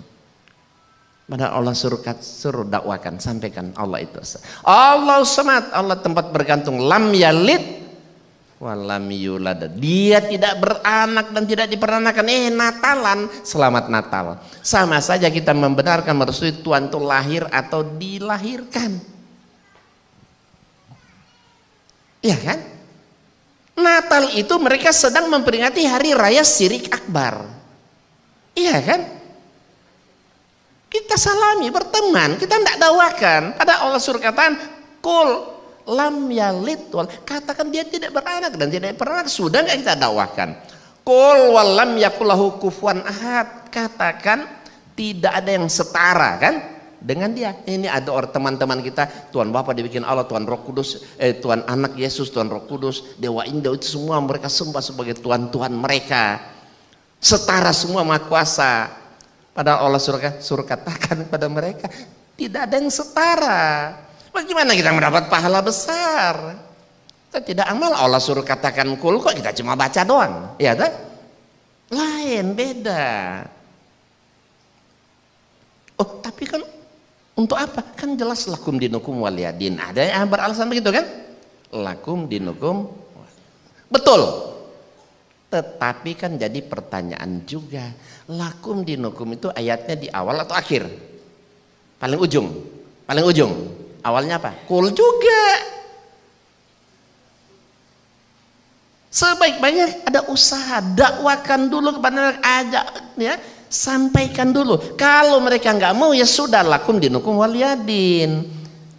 Tapi sebaik-baiknya itu kita sampaikan dulu, dakwakan dulu, ajak dulu, berikhtiar dulu gitu. Karena la ikrah fiddin, tidak ada paksaan dalam berislam. Tetapi kan perlu kita dakwahi, karena kita tahu mereka itu jelas masuk neraka kok. Ya kan? Sampaikan dakwah, usaha dulu. Kalau dia nggak mau ya sudah, lakum dinukum waliyadin, dia betul. Cuma sebaik-baiknya harus ada usaha atau ikhtiar. Baik. Membaca Quran tanpa dimengerti bisa mengakibatkan kematian. Contoh gini, Allah haramkan khamar, ya tak? Coba, Allah kan ciptakan tubuh kita ini sebaik-baik ciptaan kan kita kan. Laqad khalaqnal insana fi ahsani taqwim. Kita ciptaan Allah yang terbaik loh, sempurna. Makanya kita harus jaga diri kita supaya sehat sempurna. Makanya Allah perintahkan kita makannya halal dan thayyib. Ya ayyuhan nas kullum mimma fil ardi halalan thayyiba. Wala tatabihu tu'ati syaitan innahu lakum adum mubin. Makannya halal dan thayyib. Ya ada di muka bumi, tapi jangan kamu ikut langkah-langkah setan. Kita setiap hari makan, banyak kan kita makan yang dijual di mall, supermarket, minimarket itu sebagian besar tidak kurang halal, tidak thayyib. Banyak, sebagian besar, bukan semua. Ini contoh ini, nggak usah sebut mereknya. Ini namanya air mineral, ya kan? Ini air dari gunung, dimasak nggak ini, Bu? Dimasak nggak ini? Tidak. Ini kalau kita simpan minum tahun depan masih bisa loh, tetap bening, awet. Coba kita ambil air di sumur, air mentah juga sama mentah, tidak dimasak. Kita taruh di gelas, kita taruh sendok, tunggu aja 3, 4, 5 hari. Kita angkat sendoknya, kita raba, licin kan? Coba sekian minggu kita biarin, wah sudah keruh. Sebulan lebih kita biarin, oh sudah ada makhluk halus berenang di sini, ya kan? Iya.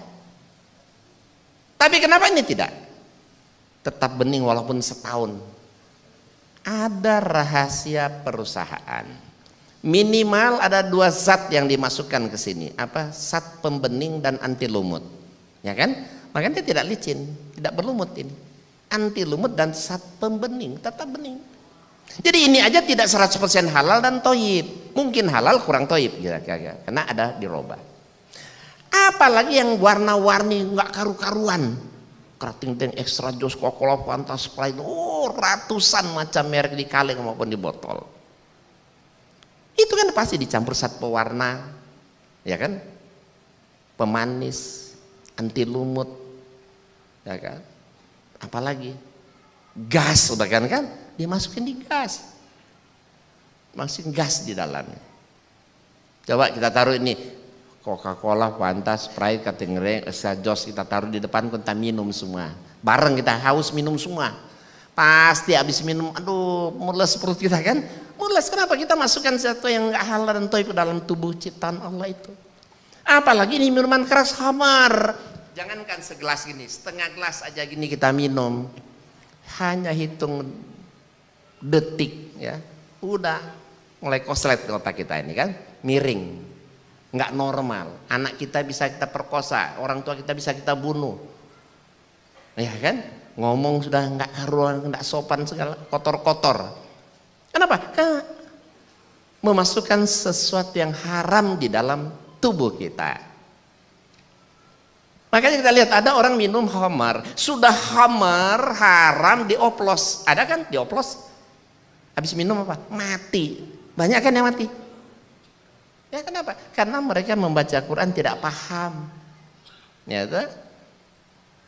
Akibatnya mati. Kalau dia baca Quran dia paham, dia amalkan, tidak mungkin dia akan minum, nggak mungkin. Ya. Makanya jangan heran zaman sekarang banyak orang masih muda sudah kena penyakit stroke. Padahal orang tua kita zaman dulu matinya tua-tua, nggak jarang kena penyakit aneh-aneh. Sekarang kan banyak baru sembuh, ini ada lagi. Kenapa? Karena pola makan.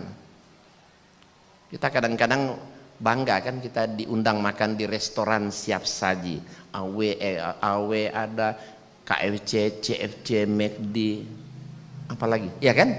Bangga loh kita diundang di situ-situ. Padahal kita sedang disajikan makanan yang jauh dari halal dan thayyib. Logikanya ayam, kalau kita pelihara, kita potong itu, kita pelihara minimal 6 bulan loh baru bisa sembelih kan, berarti ya lumayan gede, 6 bulan. Nah ayam disembelih di restoran-restoran siap saji itu kira-kira berapa minggu? Sebulan aja nggak ada Pak ya, 3 minggu loh umumnya ayam-ayam sudah disuntik, ya kan? Dibesarkan dagingnya, selagi di dalam diri dia ada satu zat untuk memompa besar, kita makan, digoreng kita makan, memang sekali 2 kali nggak berasa. Tapi karena keseringan, nah itu disebut cikal bakal menjadi penyakit karena mengendap dalam perut kita. Makanya Allah perintahkan falyanzuril insanu illa ta'amih. Hendaklah manusia itu memperhatikan apa yang dimakan. Duren enak halal, ya kan? Kambing enak halal. Tapi kalau kita kolesterol tinggi kita makan duren, ya bisa kolaps juga kita kan. Jadi halal tapi tidak taib untuk kesehatan kita. Maka Allah ingatkan falian zuril insanu ila to'ami. Hendaklah manusia itu memilih apa yang dimakan. Jadi hadirin, kalau mau terjadi perubahan dalam hidup dan penghidupan kita, robah sistem baca Quran. Kalau selama ini kita hanya membaca, menghafal, melagu-lagukan, baca semuanya dari Al-Fatihah sampai An-Nas, dan itu pun kita baca artinya. Bagaimana kita mengamalkan perintah Allah, menjauh larangan kalau kita baca tanpa dimengerti? Enggak mungkin kan mengamalkan perintah Allah Al-Quran tapi kita baca lu baca aja. Enggak bisa, kita enggak mengerti kok. Saksi contoh. Ini contoh ya. Ini ada buku 10 alasan pengikut Yesus harus masuk Islam. Ada lagi satu ini, bagaimana menjawab pertanyaan dengan pertanyaan.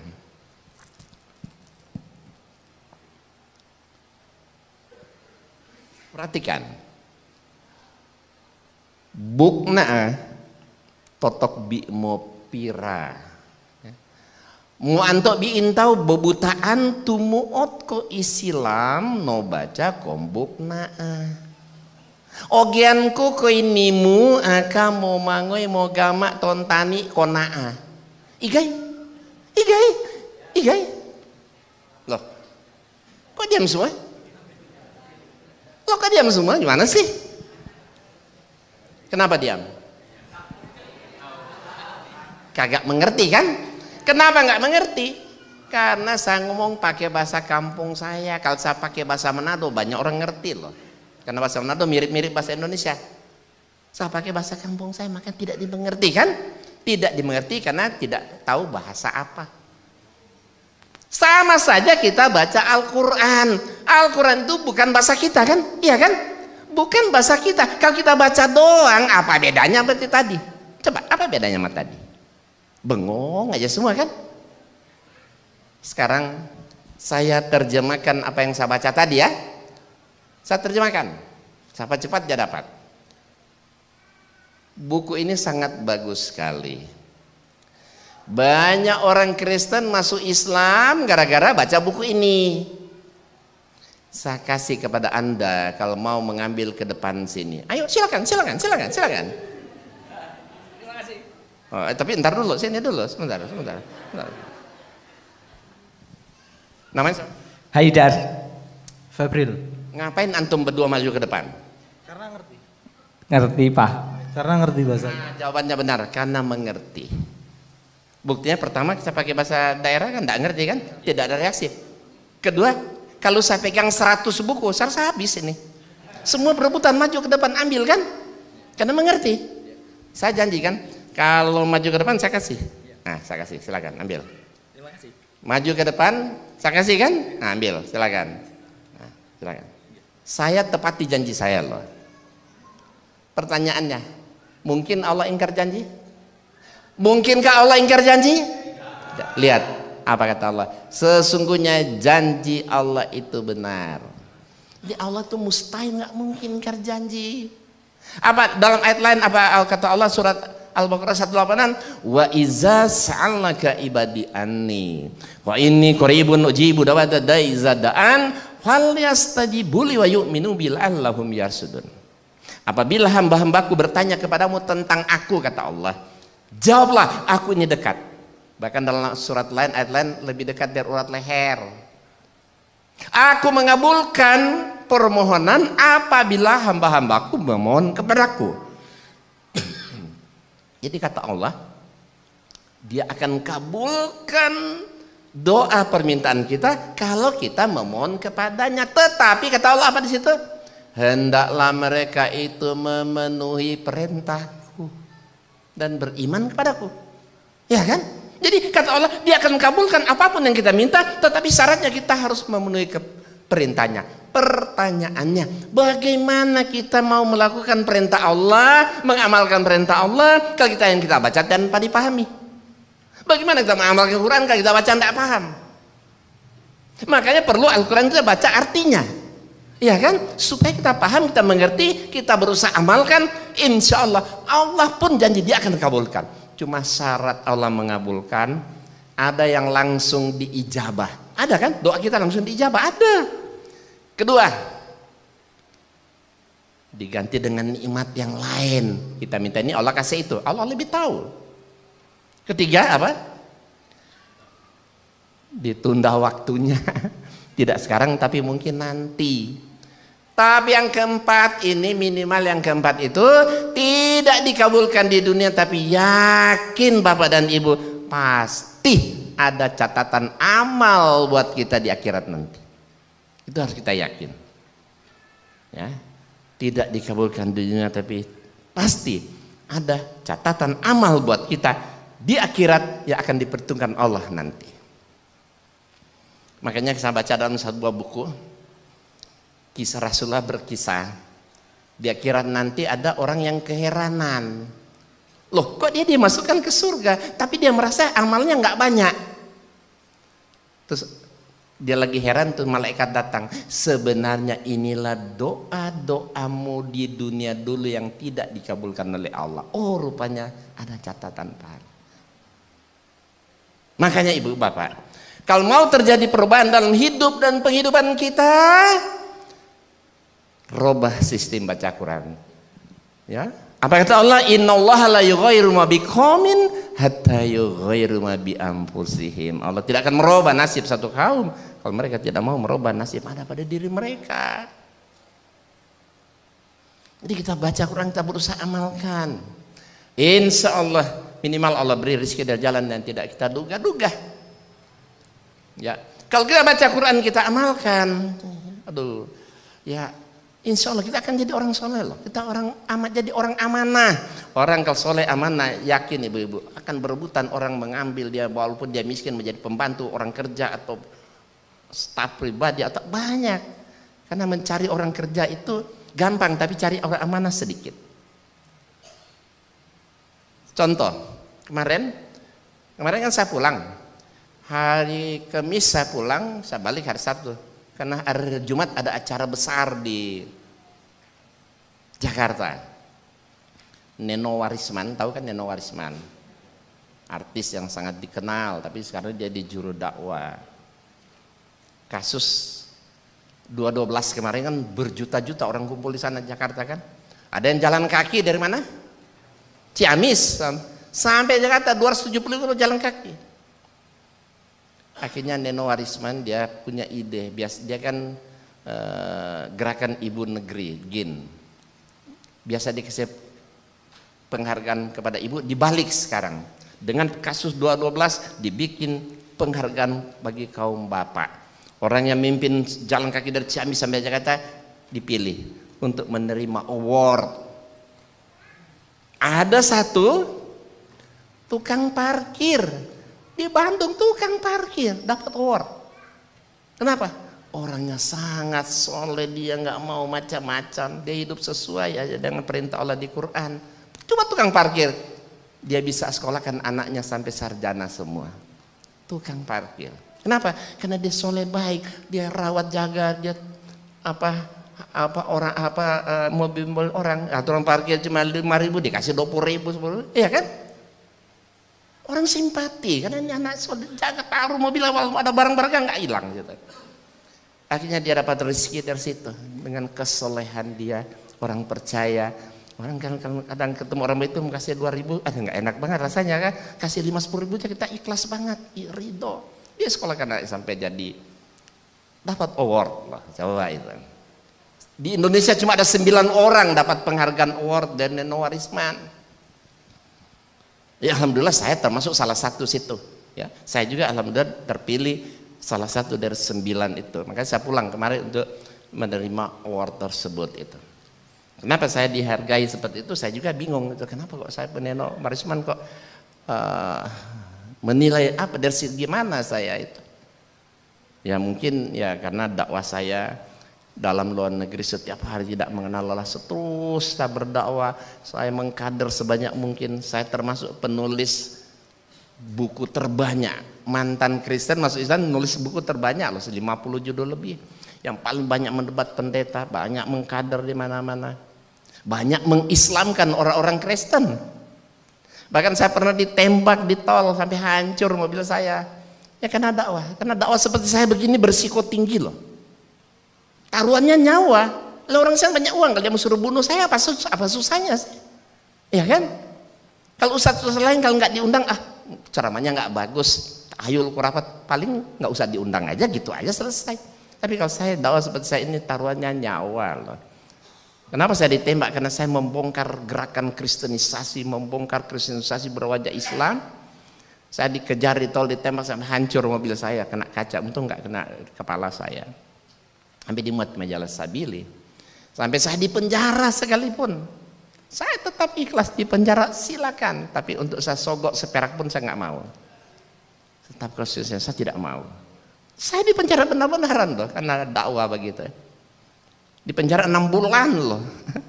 Baru dapat 2 bulan lebih, saya dipindahin. Kenapa dipindahin? Karena kalau tidak dipindahin, semua penghuni Kristen di penjara masuk Islam semua. Ini kan ada gereja, ada masjid berhadapan di dalam penjara kan ada gereja, ada masjid. Coba 1, 2, 3, biasa belok ke gereja ke masjid. 1, 2, 3, 4, 5, 6, 7, 8. Nanya bingung orang Kristen kan. Setiap hari, biasa seminggu sekali pendeta datang khotbah. Setiap hari dikirim pendeta ke penjara. Karena enggak takut nanti orang dia habis masuk Islam. Loh, saya punya keahlian khusus di bidang ini kok. Saya dikurung di penjara, nggak ada kerjaan lain, ngapain aja, saya dawain aja. Namanya di penjara kan kita bebas, mau masuk di sel mana bebas semua. Saya dawain semua. Aduh, kacau di masjid, di gereja, di penjara. Akhirnya saya dipindahin di mana? Di penjara lain. Kebetulan sampai di penjara lain itu kepalanya itu orang Muslim. Dia bilang, aduh Pak Insan, saya nggak tega ente dikurung di sini. Daripada ente dikurung sini, mana tidur di rumah saya, dia bilang. Tapi jangan pulang. Saran jangan pulang supaya ada pemeriksaan, ente boleh saya panggil ke sini. Dia kasih kamar VIP di rumah dia.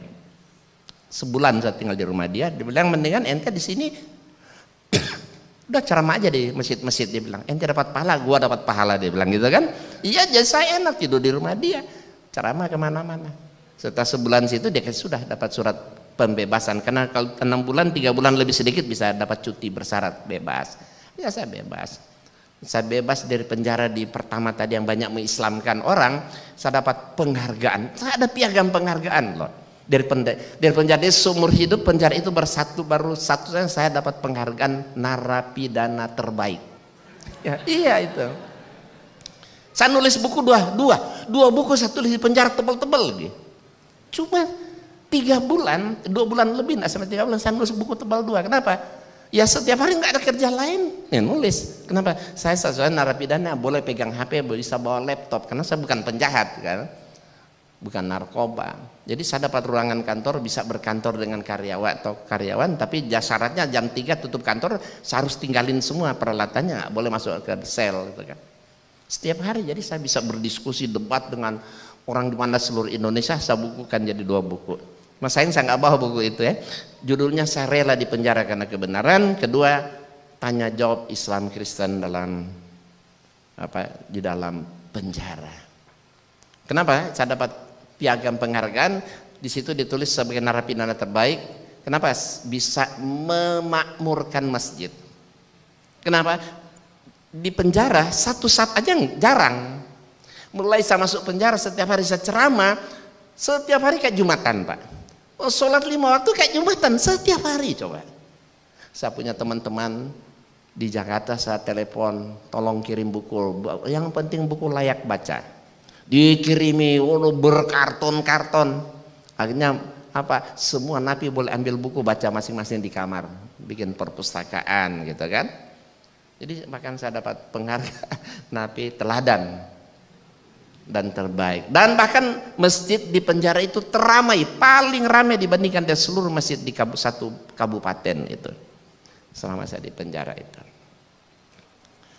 Ya itu mungkin dinilai dengan seperti itu, sama saya diberikan Jin Award kemarin oleh Neno Warisman.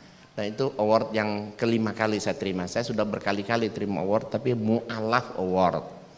Tapi kemarin itu paling bergengsi, dihadiri oleh para artis, para anggota DPR dan sebagainya. Ya, karena Neno Warisman mendapatkan inspirasi. Dia dapat inspirasi 2012 itu dia bikin lagu kaset, lagu anak-anak.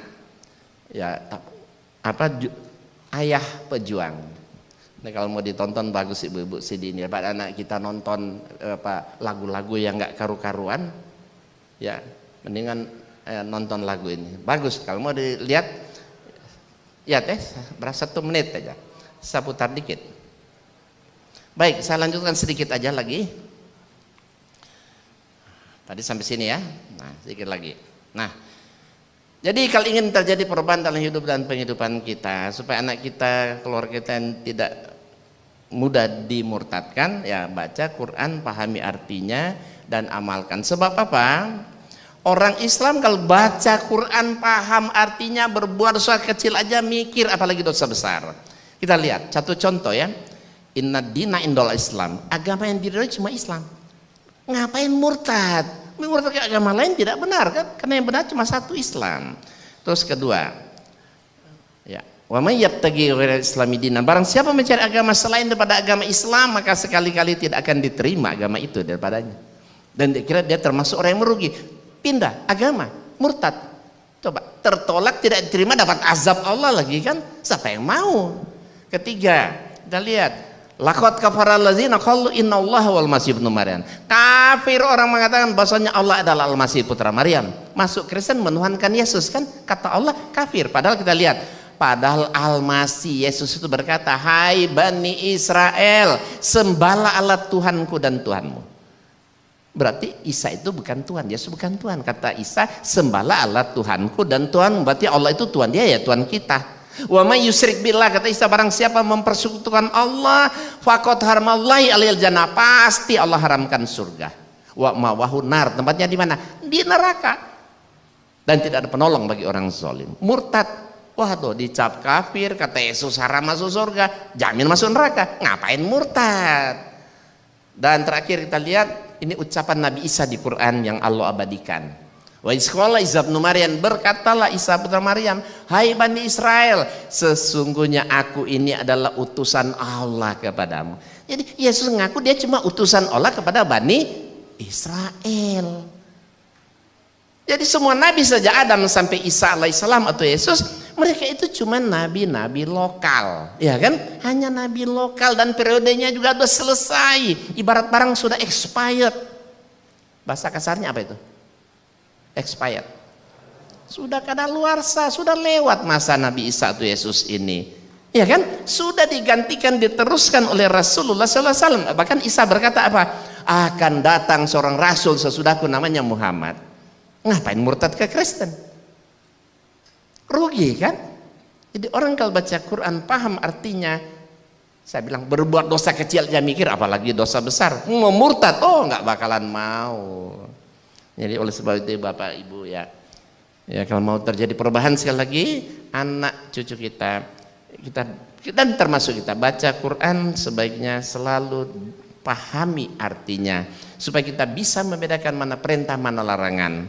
Insya Allah kalau kita amalkan semua perintah, Allah akan kabulkan juga apapun yang kita minta. Insya Allah akan terjadi perubahan dalam hidup dan penghidupan kita.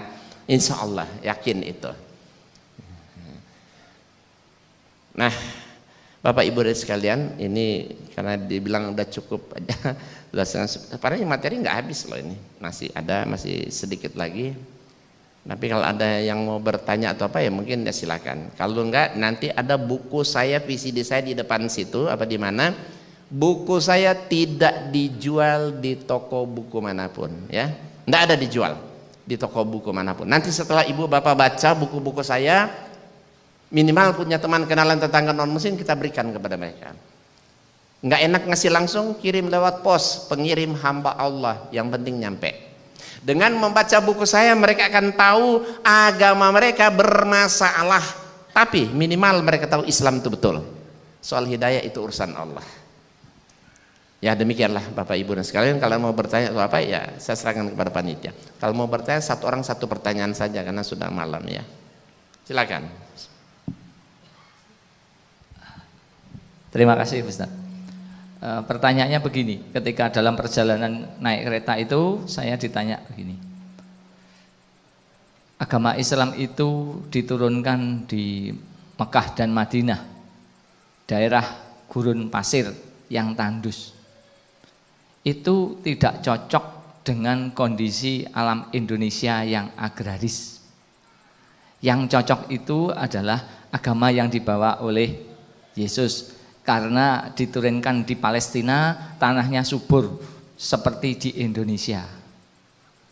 Mohon ada penjelasan bagaimana mengkantar pertanyaan ini. Saya belum tahu di buku sudah ada atau belum karena belum sempat saya membaca. Terima kasih.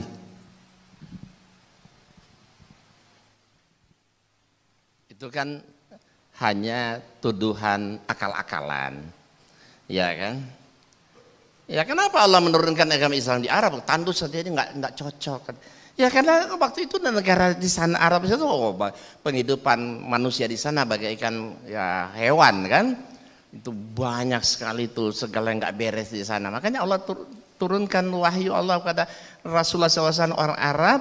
Karena di sana tuh jahiliyahnya nggak luar biasa, zaman jahiliyah dulu lahir anak perempuan aja bisa dikubur hidup-hidup kok. Nyata.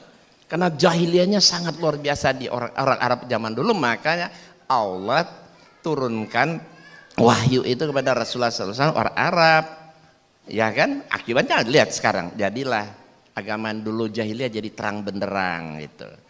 Jadi Allah menurunkan itu wahyunya kepada siapa di mana ya tersuka-suka dia dong, masa mereka yang mengatur harus di Palestina Yesus ya mau di Palestina kayak Yesus diturunkan Yesus atau apa tidak masalah, yang penting kan misi Yesus itu kan sudah selesai, dia cuma nabi rasul yang Allah utus hanya untuk menyelamatkan kaumnya Bani Israel. Sehebat apapun subur apapun Palestina itu yang Allah turunkan Yesus, tapi dia itu satu agama yang Allah utus Nabi itu hanya untuk menyelamatkan kaumnya Bani Israel. Dan periode ini tadi kan sudah saya bilang sudah lewat, sudah expired, ya kan? Nah karena semua Nabi hanya nabi-nabi lokal, maka Allah utuslah Nabi yang terakhir Rasulullah SAW sebagai penutup para nabi khataman nabiin, menggantikan apa yang pernah diutus dan turunkan sebelumnya menjadi satu agama yang rahmatan lil alamin, berlaku untuk semua manusia, berlaku untuk seluruh alam semesta. Wa ma arsalnaka illa rahmatan lil alamin wa ma arsalnaka illa kafatan linnas. Maka oleh sebab itu ya siapapun manusia di muka bumi ini kalau tidak mau beriman kepada apa yang dibawa oleh Rasulullah SAW, mereka itu tidak akan pernah mendapatkan rahmat Allah, karunia Allah walau sedikit pun. Jadi bisa dibaca di surat Al-Hadid, surat 57 ayat 29 yang terakhir ya. Jadi selama Yahudi Nasrani atau orang lain tidak beriman kepada Rasulullah atau tidak masuk Islam, itu mereka tidak akan pernah mendapat karunia Allah walau sedikit pun. Jamin mereka pasti masuk neraka. Jadi kalau masalah soal tempatnya diturunkan tadi itu kan cuma akal-akalan mereka. Ya. Kalau sudah makmur, negara sudah makmur, kaya raya, sudah aman, ngapain diturunkan situ?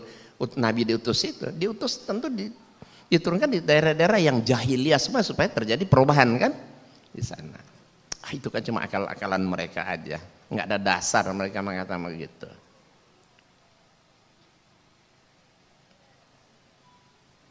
Kalau cuma bilang Palestina subur Indonesia, kenapa nggak di Amerika?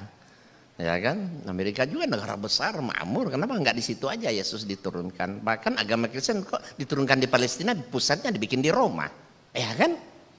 Apa hubungannya coba? Rasulullah, coba kalau kita enak kan di Arab juga kan? Iya kan, pusat agamanya di Arab juga, di mana Rasulullah wahyu diturunkan kepada Rasulullah orang Arab. Tapi ini coba Kristen diturunkan di Palestina, pusatnya di Roma, nggak nyambung kan?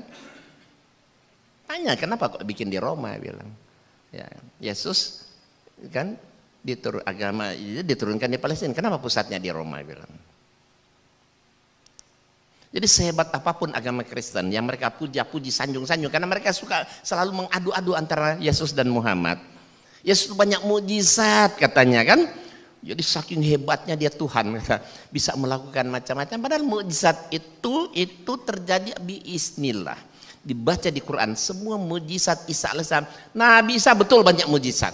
Kita akui di Quran iya, Bible ada. Bahkan ada mukjizat Isa di Quran tidak ada di Bible. Sebagaimana Isa bisa berbicara masih dalam buayan kan? Itu ada di Al-Quran, ada di Bible. Kalau Isa menyembuhkan orang sakit, menghidupkan orang mati, di Bible ada, ya Quran ada, diakui, tidak masalah. Kenapa Isa banyak mujizat?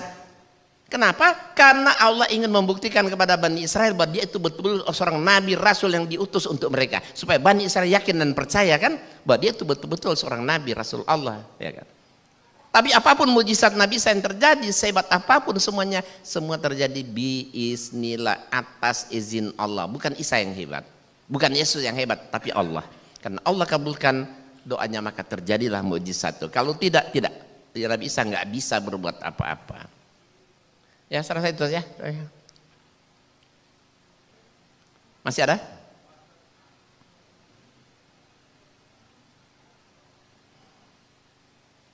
Nah, kalau nggak ada ya kita cukupkan sini aja, karena saya dari sini langsung berangkat ke Sidoarjo ya, karena kuliah pagi di sana ya. Jadi subuh saya harus sampai di sana. Ada lagi mau bertanya? Silakan. Ya, kalau nggak ada saya serahkan ke panitia ini. Ya, nanti yang berminat buku silakan nanti di depan setelah acara ini, karena buku saya tidak dijual di toko buku manapun. Jangan lupa setelah dibaca jangan disimpan, mubazir, berusaha berikan kepada mereka. Mudah-mudahan mereka membaca dan diberi hidayah oleh Allah masuk Islam ya. Silakan nih panitia, ini saya serahkan mic-nya. Atau masih ada yang mau bertanya? Silakan. Atau kalau ingin kasetnya tadi, lagu tadi, boleh nanti diminta sama Pak Novel. Novel Bawazir, nanti ada. Karena cuma tinggal satu, saya kasih ke dia biar beliau yang copy gitu ya. Ini lagu terbaru, belum pernah ada sebelumnya lagu ini. Dan itu sangat mendidik buat anak-anak kita. Bagaimana menjadi keluarga yang harmonis, bagaimana peran bapak dalam keluarga itu. Nah, itu sangat bagus sekali.